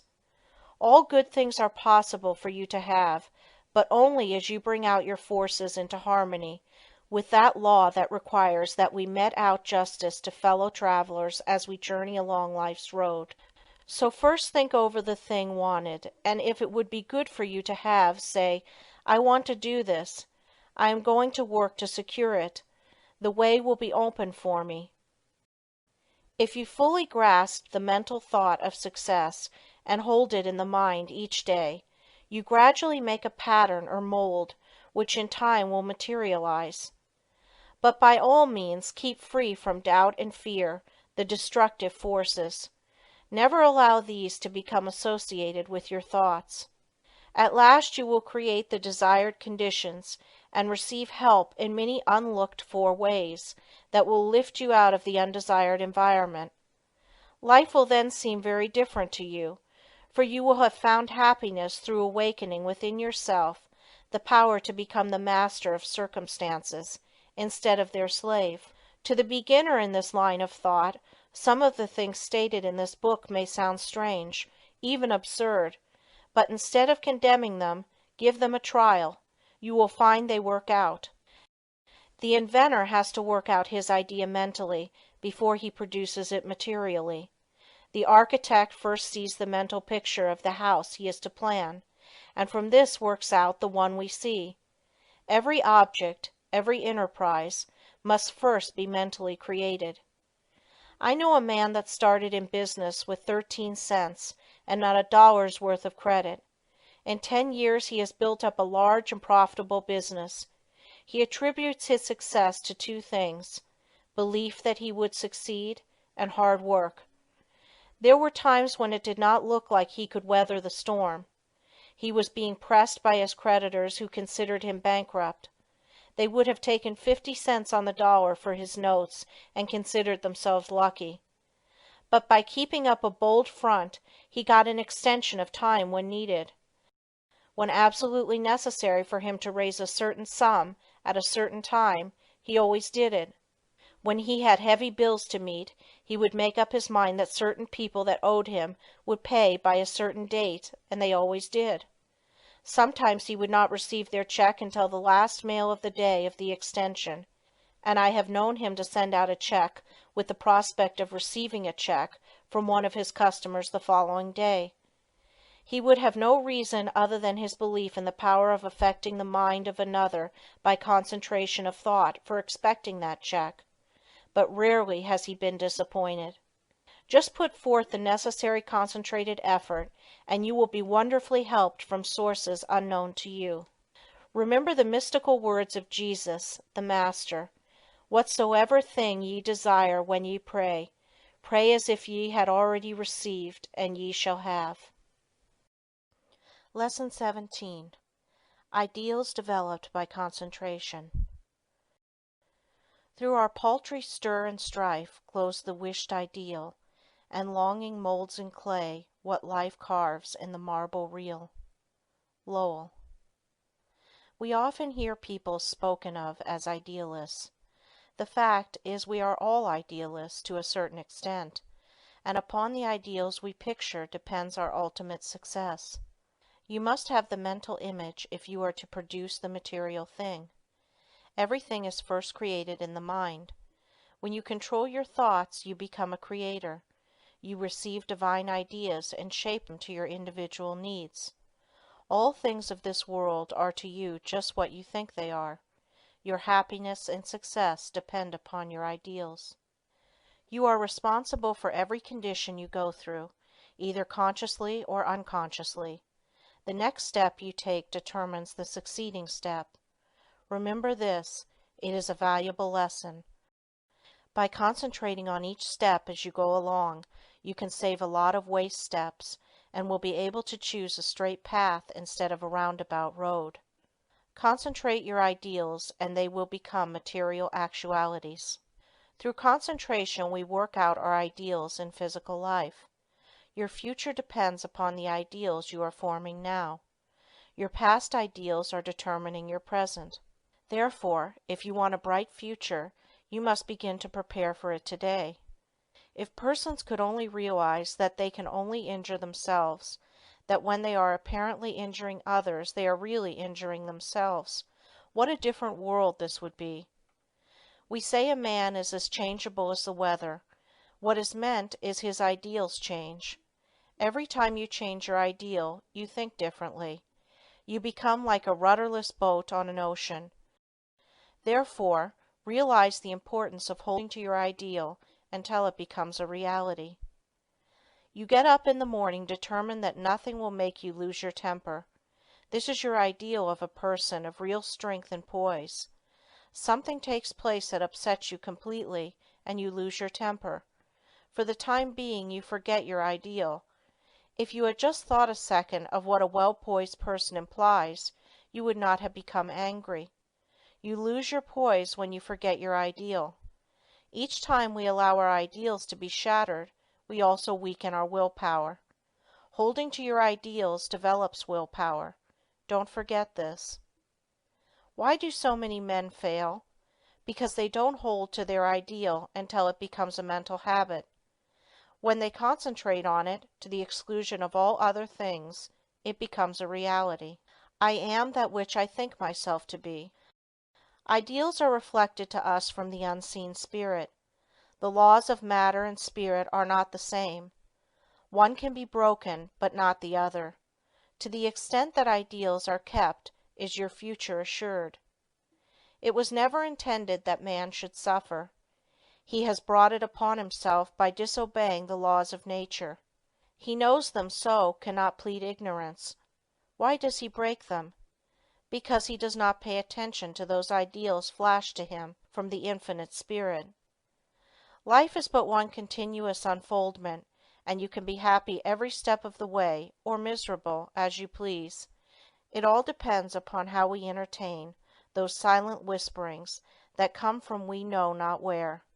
We cannot hear them with mortal ear, but from the silence they come as if they were dreams, not to you or me alone, but to everyone. In this way the grandest thoughts come to us, to use or abuse. So search not in treasured volumes for noble thoughts, but within, and bright and glowing vision will come to be realized now and hereafter.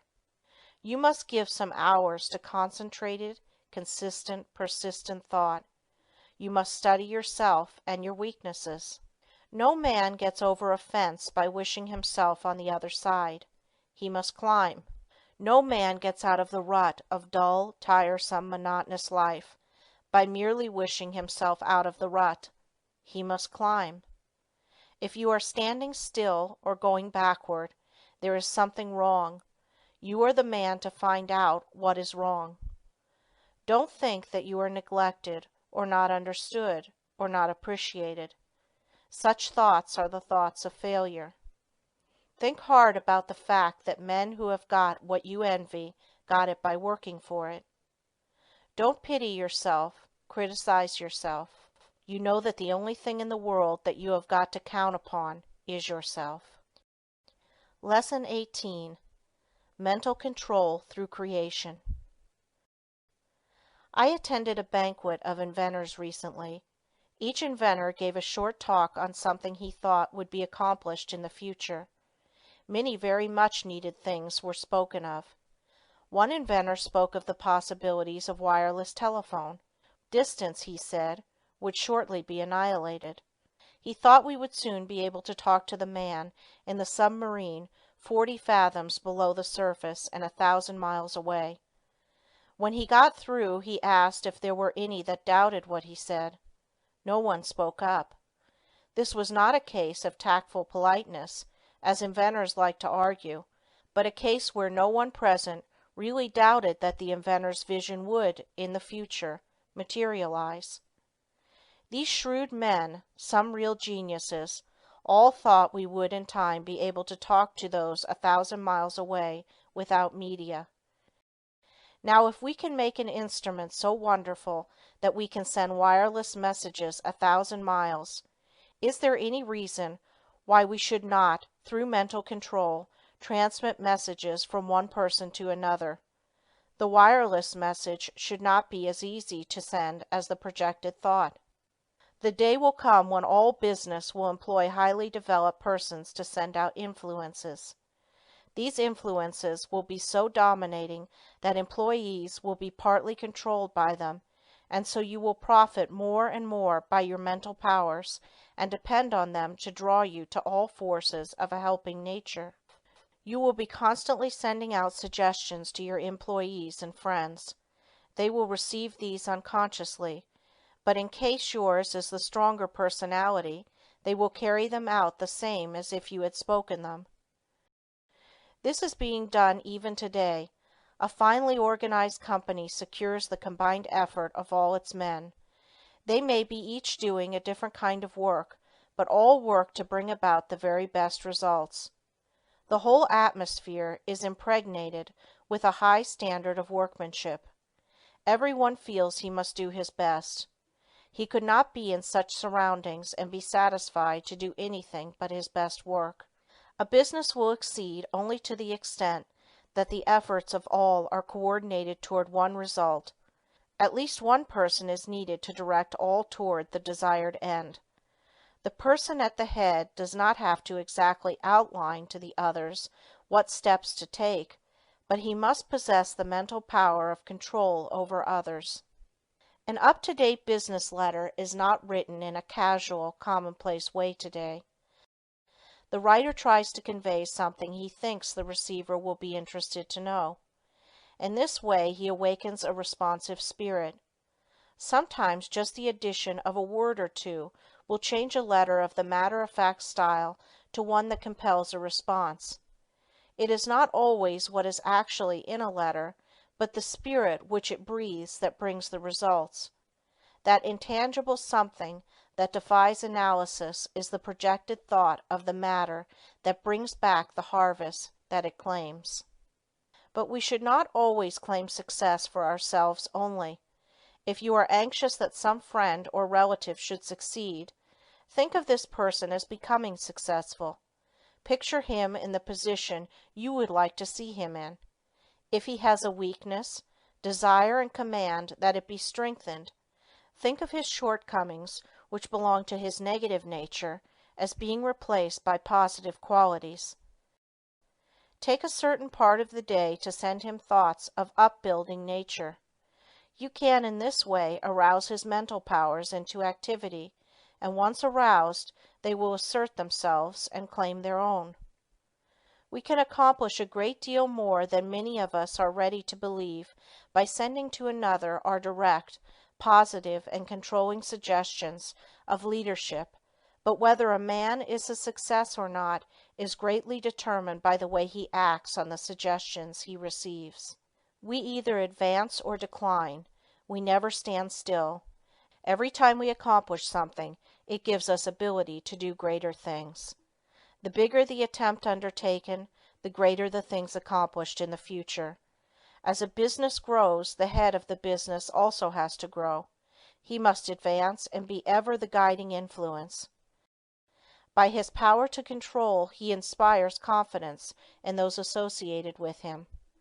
Often employees are superior to their employers in some qualities, and, if they had studied, instead of neglected their development, they could have been employers of more commanding influence than those whom they serve.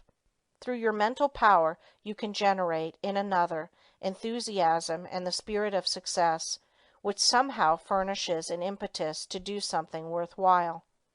In concentrated mental control there is a latent power more potent than physical force. The person becomes aware that the attitude of the mind has a power of controlling, directing, and governing other forces. He has been placed in an attitude capable of acquiring that which he desires. All of us, no matter how strong we are affected by the mental forces of our environment. There is no one that can remain neutral to influences. The mind cannot be freed from the forces of a place. If the environment of your place of business is not helpful, it will be harmful. That is why a change of position will often do a person a great deal of good. No person was ever intended to live alone. If you are shut up with only your own thoughts, you suffer from mental starvation. The mind becomes narrow, the mental powers weaken. Living alone often causes some of the milder forms of insanity. If children do not play with those their own age, but associate with only older people, they will take on the actions of the older people. The same is true of older persons if they associate with people younger than they are. They will take on the spirit of youth. If you wish to retain your youth, you need the influences of youth. Like attracts like all over the world.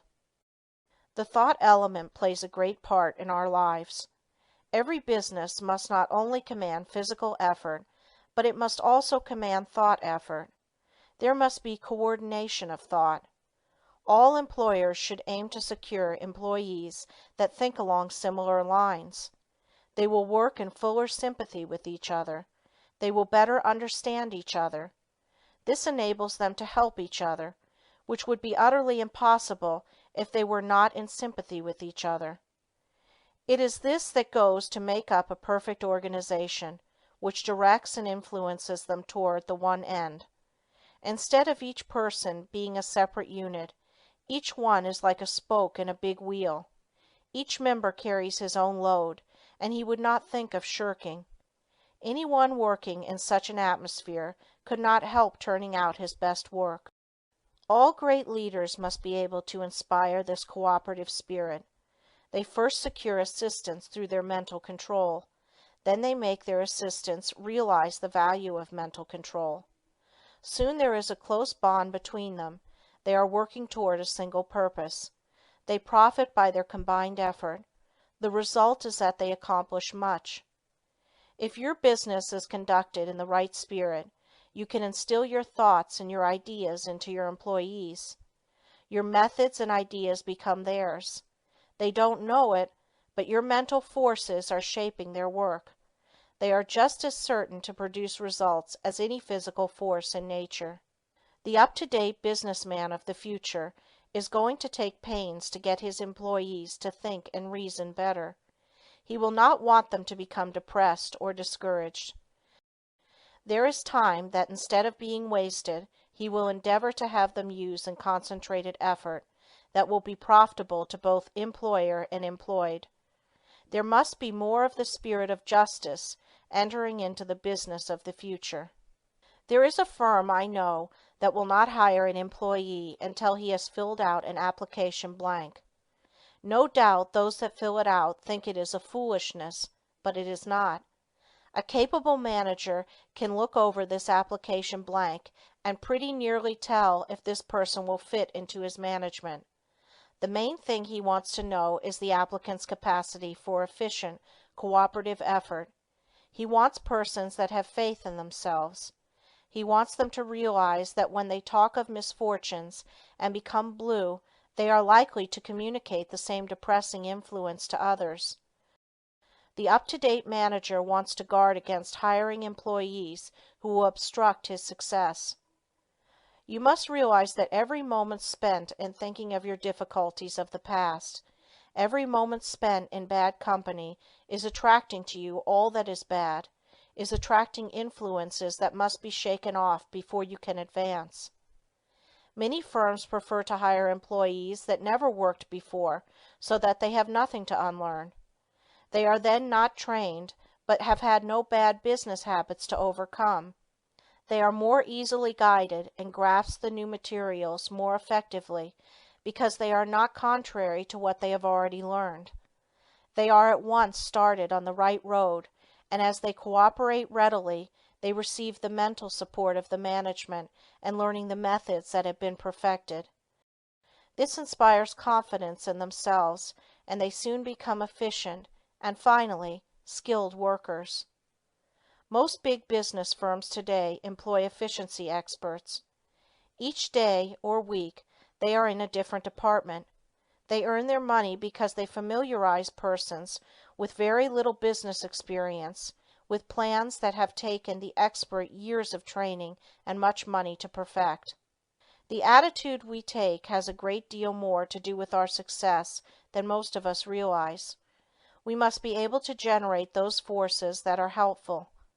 There is a wonderful power in the thought rightly controlled and projected, and we must, through concentration, develop this power to the fullest possible extent.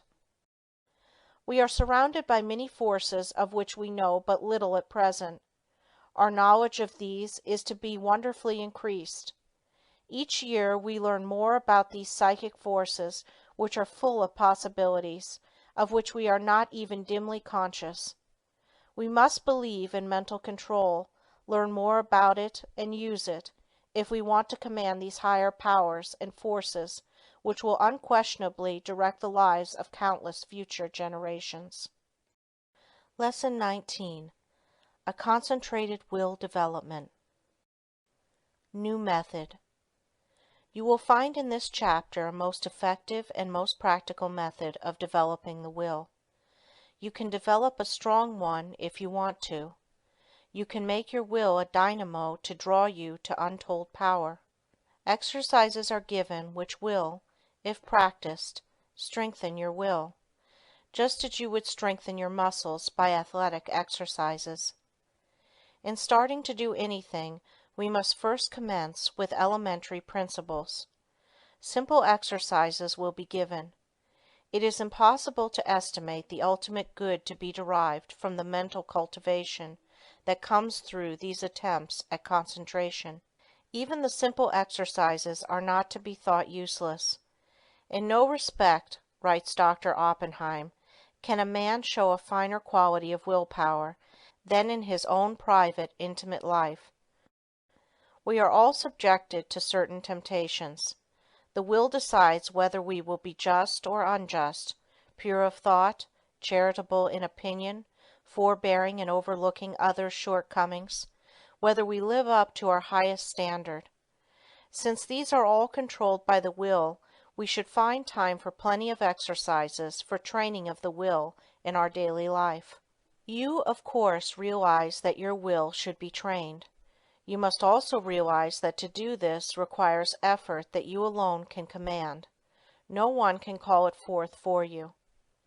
To be successful in these exercises, you must practice them in a spirit of seriousness and earnestness. I can show you how to train your will, but your success depends upon your mastery and application of these methods. New methods of will training. Select a quiet room where you will not be interrupted. Have a watch to determine the time, and a notebook in which to enter observations. Start each exercise with date and time of day. Exercise 1. Time decided on. Select some time of the day when most convenient. Sit in a chair and look at the doorknob for 10 minutes. Then write down what you experienced. At first it will seem strange and unnatural. You will find it hard to hold one position for 10 minutes. But keep as still as you can. The time will seem long, for it will probably be the first time you ever sat and did nothing for 10 minutes.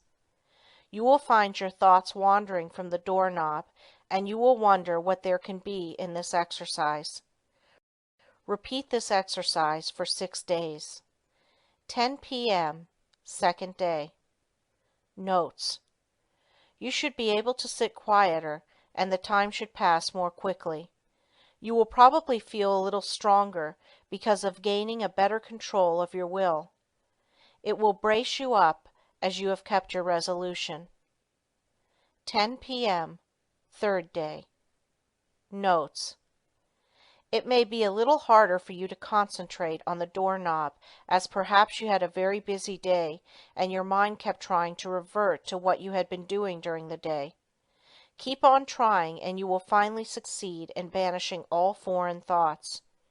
Then you should feel a desire to gain still more control. There is a feeling of power that comes over you when you are able to carry out your will. This exercise will make you feel bigger, and it awakens a sense of nobility and manliness. You will say, I find that I can actually do what I want to, and can drive foreign thoughts out. The exercise, I can now see, is valuable. 10 p.m., fourth day. Notes. I found that I could look at the doorknob and concentrate my attention on it at once. Have overcome the tendency to move my legs. No other thoughts try to enter, as I have established the fact that I can do what I want to do and do not have to be directed. I feel that I am gaining in mental strength. I can now see the wonderful value of being the master of my own will force. I know now if I make a resolution, I will keep it. I have more self-confidence and can feel my self-control increasing. 10 p.m., fifth day. Notes. Each day I seem to increase the intensity of my concentration. I feel that I can center my attention on anything I wish. 10 p.m., sixth day. Notes. I can instantly center my whole attention on the doorknob. Feel that I have thoroughly mastered this exercise and that I am ready for another. You have practiced this exercise enough, but before you start another, I want you to write a summary of just how successful you were in controlling the flitting impulses of the mind and will. You will find that this is an excellent practice. There is nothing more beneficial to the mind than to pay close attention to its wonderful, subtle activities. Exercise 2. Secure a package of playing cards. Select some time to do the exercise. Each day at the appointed time, take the pack in one hand and then start laying them down on top of each other just as slowly as you can, with an even motion. Try to get them as even as possible. Each card laid down should completely cover the under one. Do this exercise for 6 days. First day. Notes. Task will seem tedious and tiresome. Requires the closest concentration to make each card completely cover the preceding one. You will probably want to lay them down faster. It requires patience to lay them down so slowly, but benefit is lost if not so placed. You will find that at first your motions will be jerky and impetuous. It will require a little practice before you gain an easy control over your hands and arms. You probably have never tried to do anything in such a calm way. It will require the closest attention of your will. But you will find that you are acquiring a calmness that you never had before. You are gradually acquiring new powers. You recognize how impulsive and impetuous that you have been, and how, by using your will, you can control your temperament. Second day. Notes.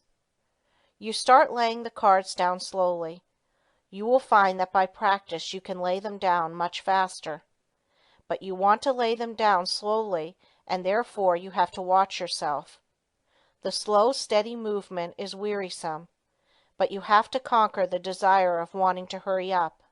Soon you will find that you can go slowly or fast at will. Third day. Notes.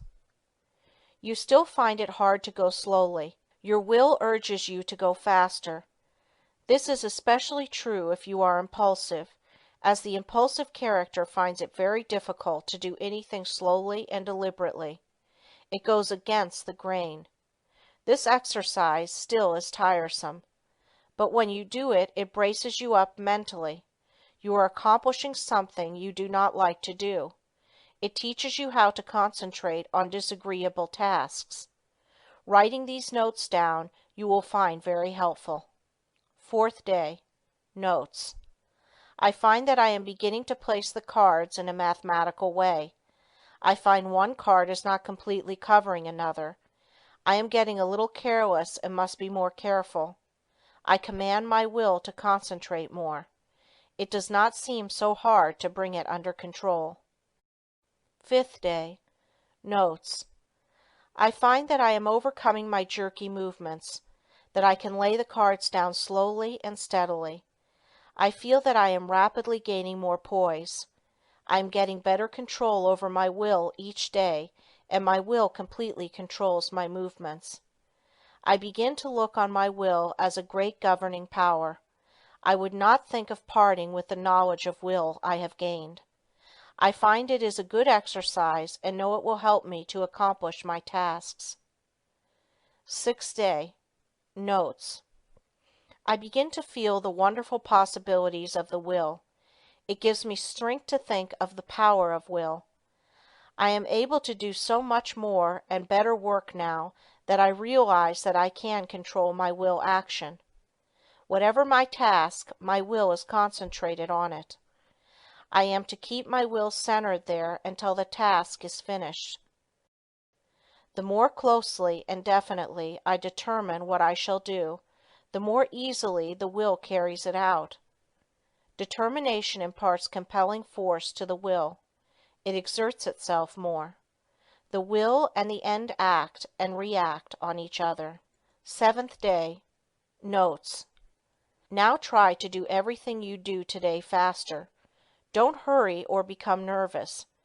Just try to do everything faster, but in a steady manner. You will find that the exercises you have practiced in retardation have steadied your nerves, and thereby made it possible to increase your speed. The will is under your command. Make it carry out resolutions rapidly.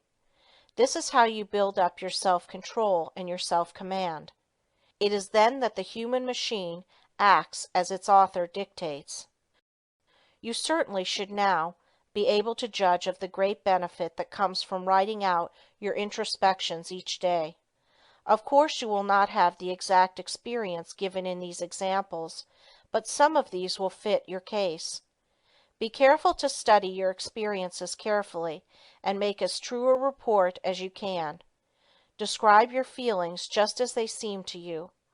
Allow your fancies to color your report and it will be worthless.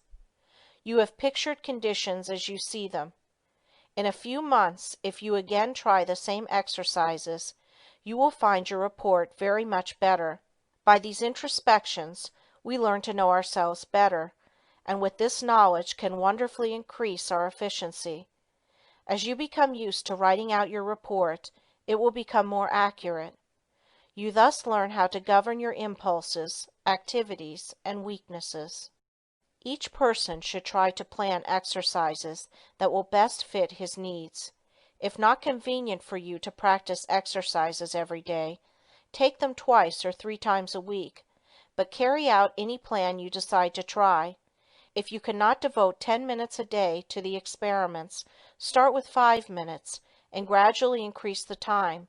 The exercises given are only intended for examples. Will training without exercise.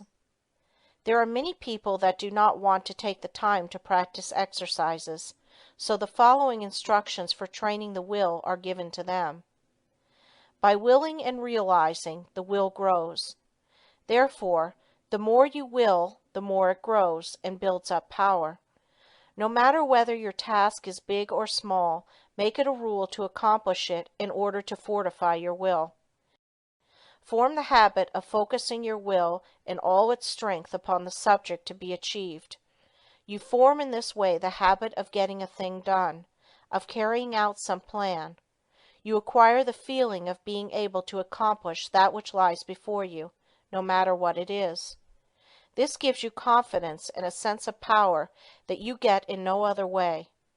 You know when you can make a resolution that you will keep it. You do not tackle new tasks in a half-hearted way, but with a bold, brave spirit. We know that the will is able to carry us over big obstacles. Knowing this, despair never claims us for a victim. We have wills and are going to use them with more and more intensity, thus giving us the power to make our resolutions stronger, our actions freer, and our lives finer and better. The education of the will should not be left to chance.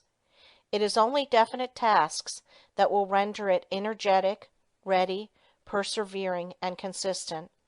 The only way it can be done is by self-study and self-discipline.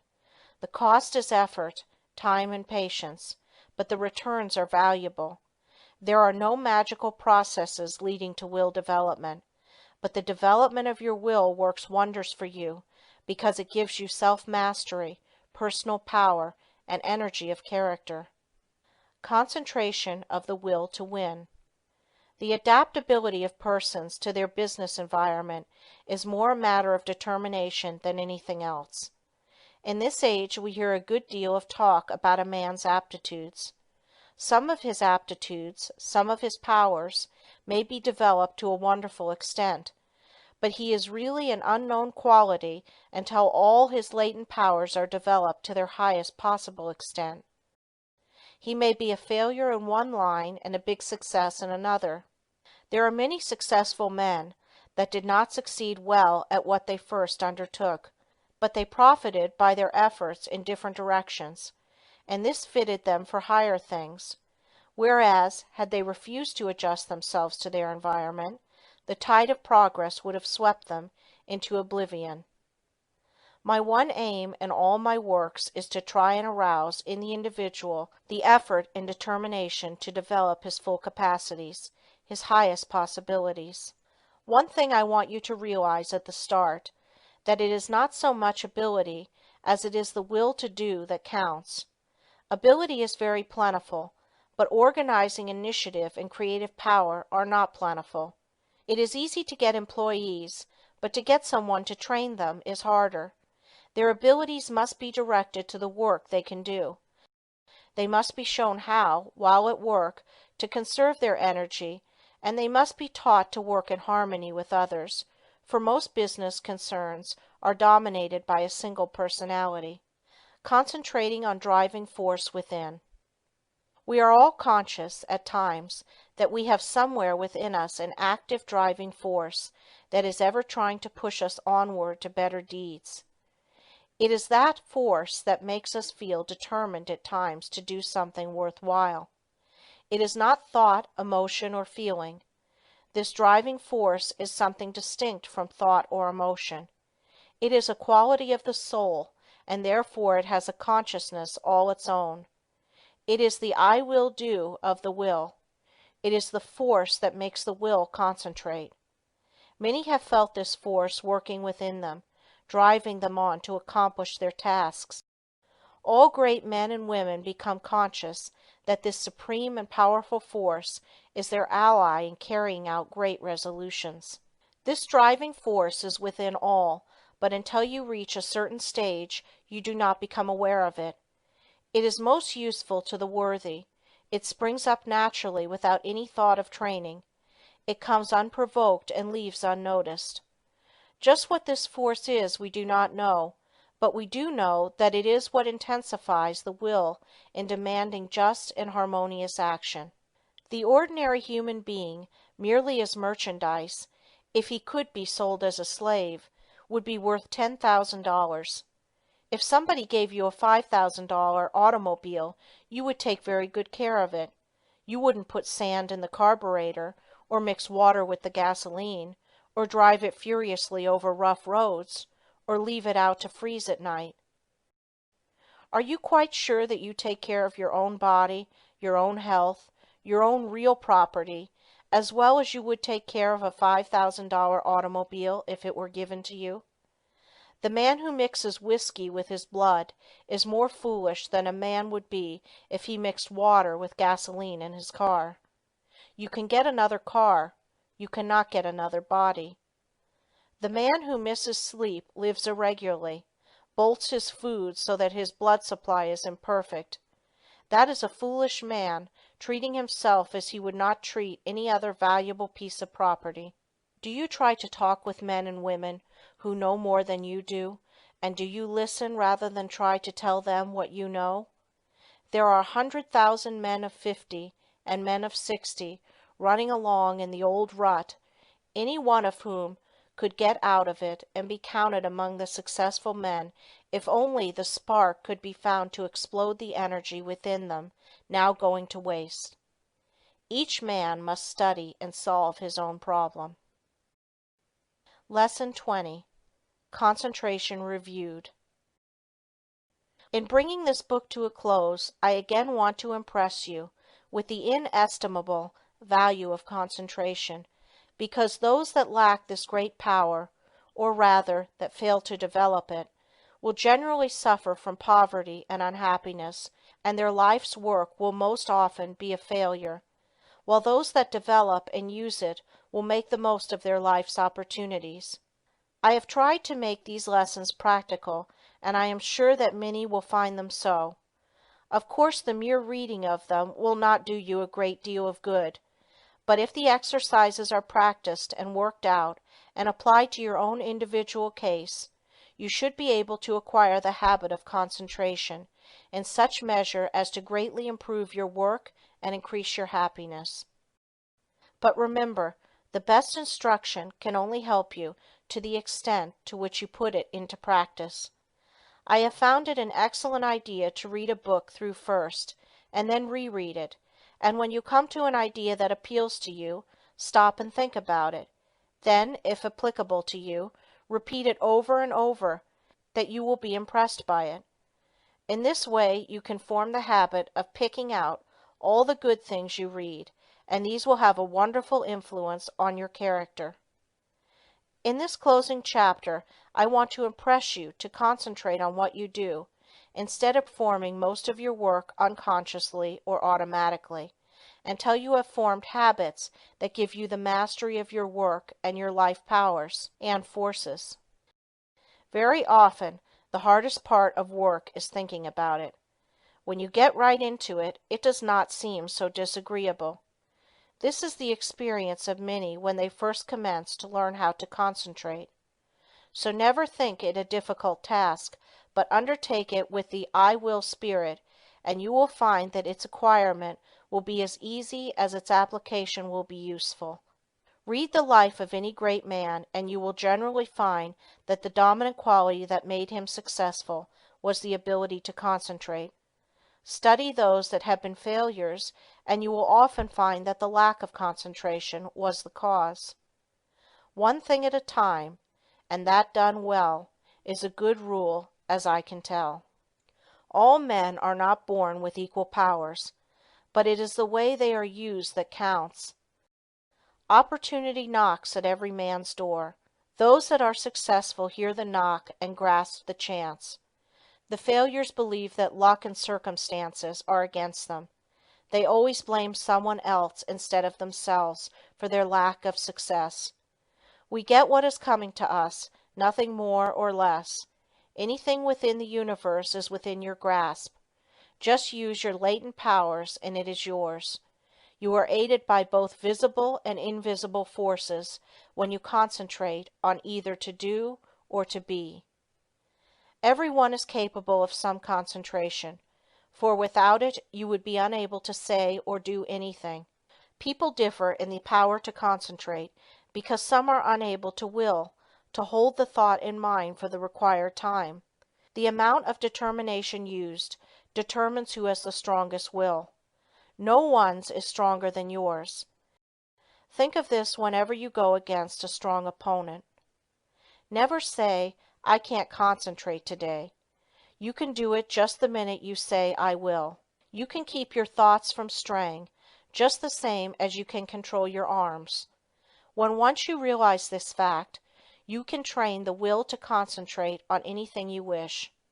If it wanders, it is your fault. You are not utilizing your will. But don't blame it on your will and say it is weak. The will is just the same whether you act as if it were weak or as if it were strong. When you act as if your will is strong, you say, "I can." When you act as if it were weak, you say, "I can't." It requires the same amount of effort in each case. Some men get in the habit of thinking "I can't" and they fail. Others think "I can" and succeed. So remember, it is for you to decide whether you will join the army of "I can't" or "I can." The big mistake with so many is that they don't realize that when they say "I can't," they really say "I won't try." You cannot tell what you can do until you try. Can't means you will not try. Never say you cannot concentrate, for when you do, you are really saying that you refuse to try. Whenever you feel like saying "I can't," say instead, "I possess all will and I can use as much as I wish." You only use as much as you have trained yourself to use. An experiment to try. Before going to bed tonight, repeat, "I am going to choose my own thoughts and to hold them as long as I choose. I am going to shut out all thoughts that weaken or interfere, that make me timid. My will is as strong as anyone else." While going to work the next morning, repeat this over. Keep this up for a month and you will find you will have a better opinion of yourself. These are the factors that make you a success. Hold fast to them always. Concentration is nothing but willing to do a certain thing. All foreign thoughts can be kept out by willing that they stay out. You cannot realize your possibilities until you commence to direct your mind. You then do consciously what you have before done unconsciously. In this way you note mistakes, overcome bad habits, and perfect your conduct. You have at times been in a position that required courage, and you were surprised at the amount you showed. Now when once you arouse yourself, you have this courage all the time, and it is not necessary to have a special occasion reveal it to you. My object in so strongly impressing this on your mind is to make you aware that the same courage, the same determination that you show at certain exceptional times, you have at your command at all times. It is a part of your vast resources. Use it often and well, and working out the highest destiny of which you are capable. Final concentration instruction. You now realize that, in order to make your life worthy, useful, and happy, you must concentrate. A number of exercises and all the needed instruction has been given. It now remains for you to form the highest ideal that you can in the present and live up to that ideal and try to raise it. Don't waste your time in foolish reading. Select something that is inspiring, that you may become in rapport with those that think thoughts that are worthwhile. Their enthusiasm will inspire and enlighten you. Read slowly and concentrate on what you are reading. Let your spirit and the spirit of the author commune, and you will then sense what is between the lines, those great things which words cannot express. Pay constant attention to one and one thing only for a given time, and you will soon be able to concentrate. Hang on to that thought ceaselessly until you have attained your object. When you work, let your mind dwell steadily on your task. Think before you speak, and direct your conversation to the subject under discussion. Do not ramble. Talk slowly, steadily, and connectedly. Never form the hurry habit, but be deliberate in all you do. Assume static attributes without moving a finger or an eyelid, or any part of your body. Read books that treat of but one continuous subject. Read long articles and recall the thread of the argument. Associate yourself with people who are steady, patient, and tireless in their thought, action, and work. See how long you can sit still and think on one subject without interruption. Concentrating on the higher self. Father Time keeps going on and on. Every day he rolls around means one less day for you on this planet. Most of us only try to master the external conditions of this world. We think our success and happiness depends on us doing so. These are of course important, and I don't want you to think they are not, but I want you to realize that when death comes, only those inherent and acquired qualities and conditions within the mentality, your character, conduct, and soul growth, will go with you. If these are what they should be, you need not be afraid of not being successful and happy, for with these qualities you can mold external materials and conditions. Study yourself. Find your strong points and make them stronger, as well as your weak ones and strengthen them. Study yourself carefully, and you will see yourself as you really are. The secret of accomplishment is concentration, or the art of turning all your power upon just one point at a time. If you have studied yourself carefully, you should have a good line on yourself, and you should be able to make the proper interior readjustments. Remember first, last, and always, right thinking and right living necessarily results in happiness, and it is therefore within your power to obtain happiness. Anyone that is not happy does not claim their birthright. Keep in mind that some day you are going to leave this world, and think of what you will take with you. This will assist you to concentrate on the higher forces. Now start from this minute to act according to the advice of the higher self in everything you do. If you do, its ever harmonious forces will necessarily ensure to you a successful fulfillment of all your life purposes. Whenever you feel tempted to disobey your higher promptings, hold the thought, my higher self ensures to me the happiness of doing that which best answers my true relations to all others. You possess latent talents that when developed and utilized are of assistance to you and others. But if you do not properly use them, you shirk your duty, and you will be the loser and sufferer from the consequences. Others will also be worse off if you do not fulfill your obligations. When you have aroused into activity your thought powers, you will realize the wonderful value of these principles in helping you to carry out your plans. The right in the end must prevail. You can assist in the working out of the great plan of the universe, and thereby gain the reward, or you can work against the great plan and suffer the consequences. The all-consuming fires are gradually purifying all discordant elements. If you choose to work contrary to the law, you will burn in its crucible. So I want you to learn to concentrate intelligently on becoming in harmony with your higher self. Hold the thought, I will live for my best. I seek wisdom, self-knowledge, happiness, and power to help others. I act from the higher self. Therefore, only the best can come to me. The more we become conscious of the presence of the higher self, the more we should try to become a true representative of the human soul in all its wholeness and holiness, instead of wasting our time dwelling on some trifling external quality or defect. We should try to secure a true conception of what we really are, so as not to overvalue the external furnishings. You will then not surrender your dignity or self-respect when others ignorantly make a display of material things to show off. Only the person that realizes that he is a permanent being knows what the true self is. End of The Power of Concentration by Theron Q. Dumont.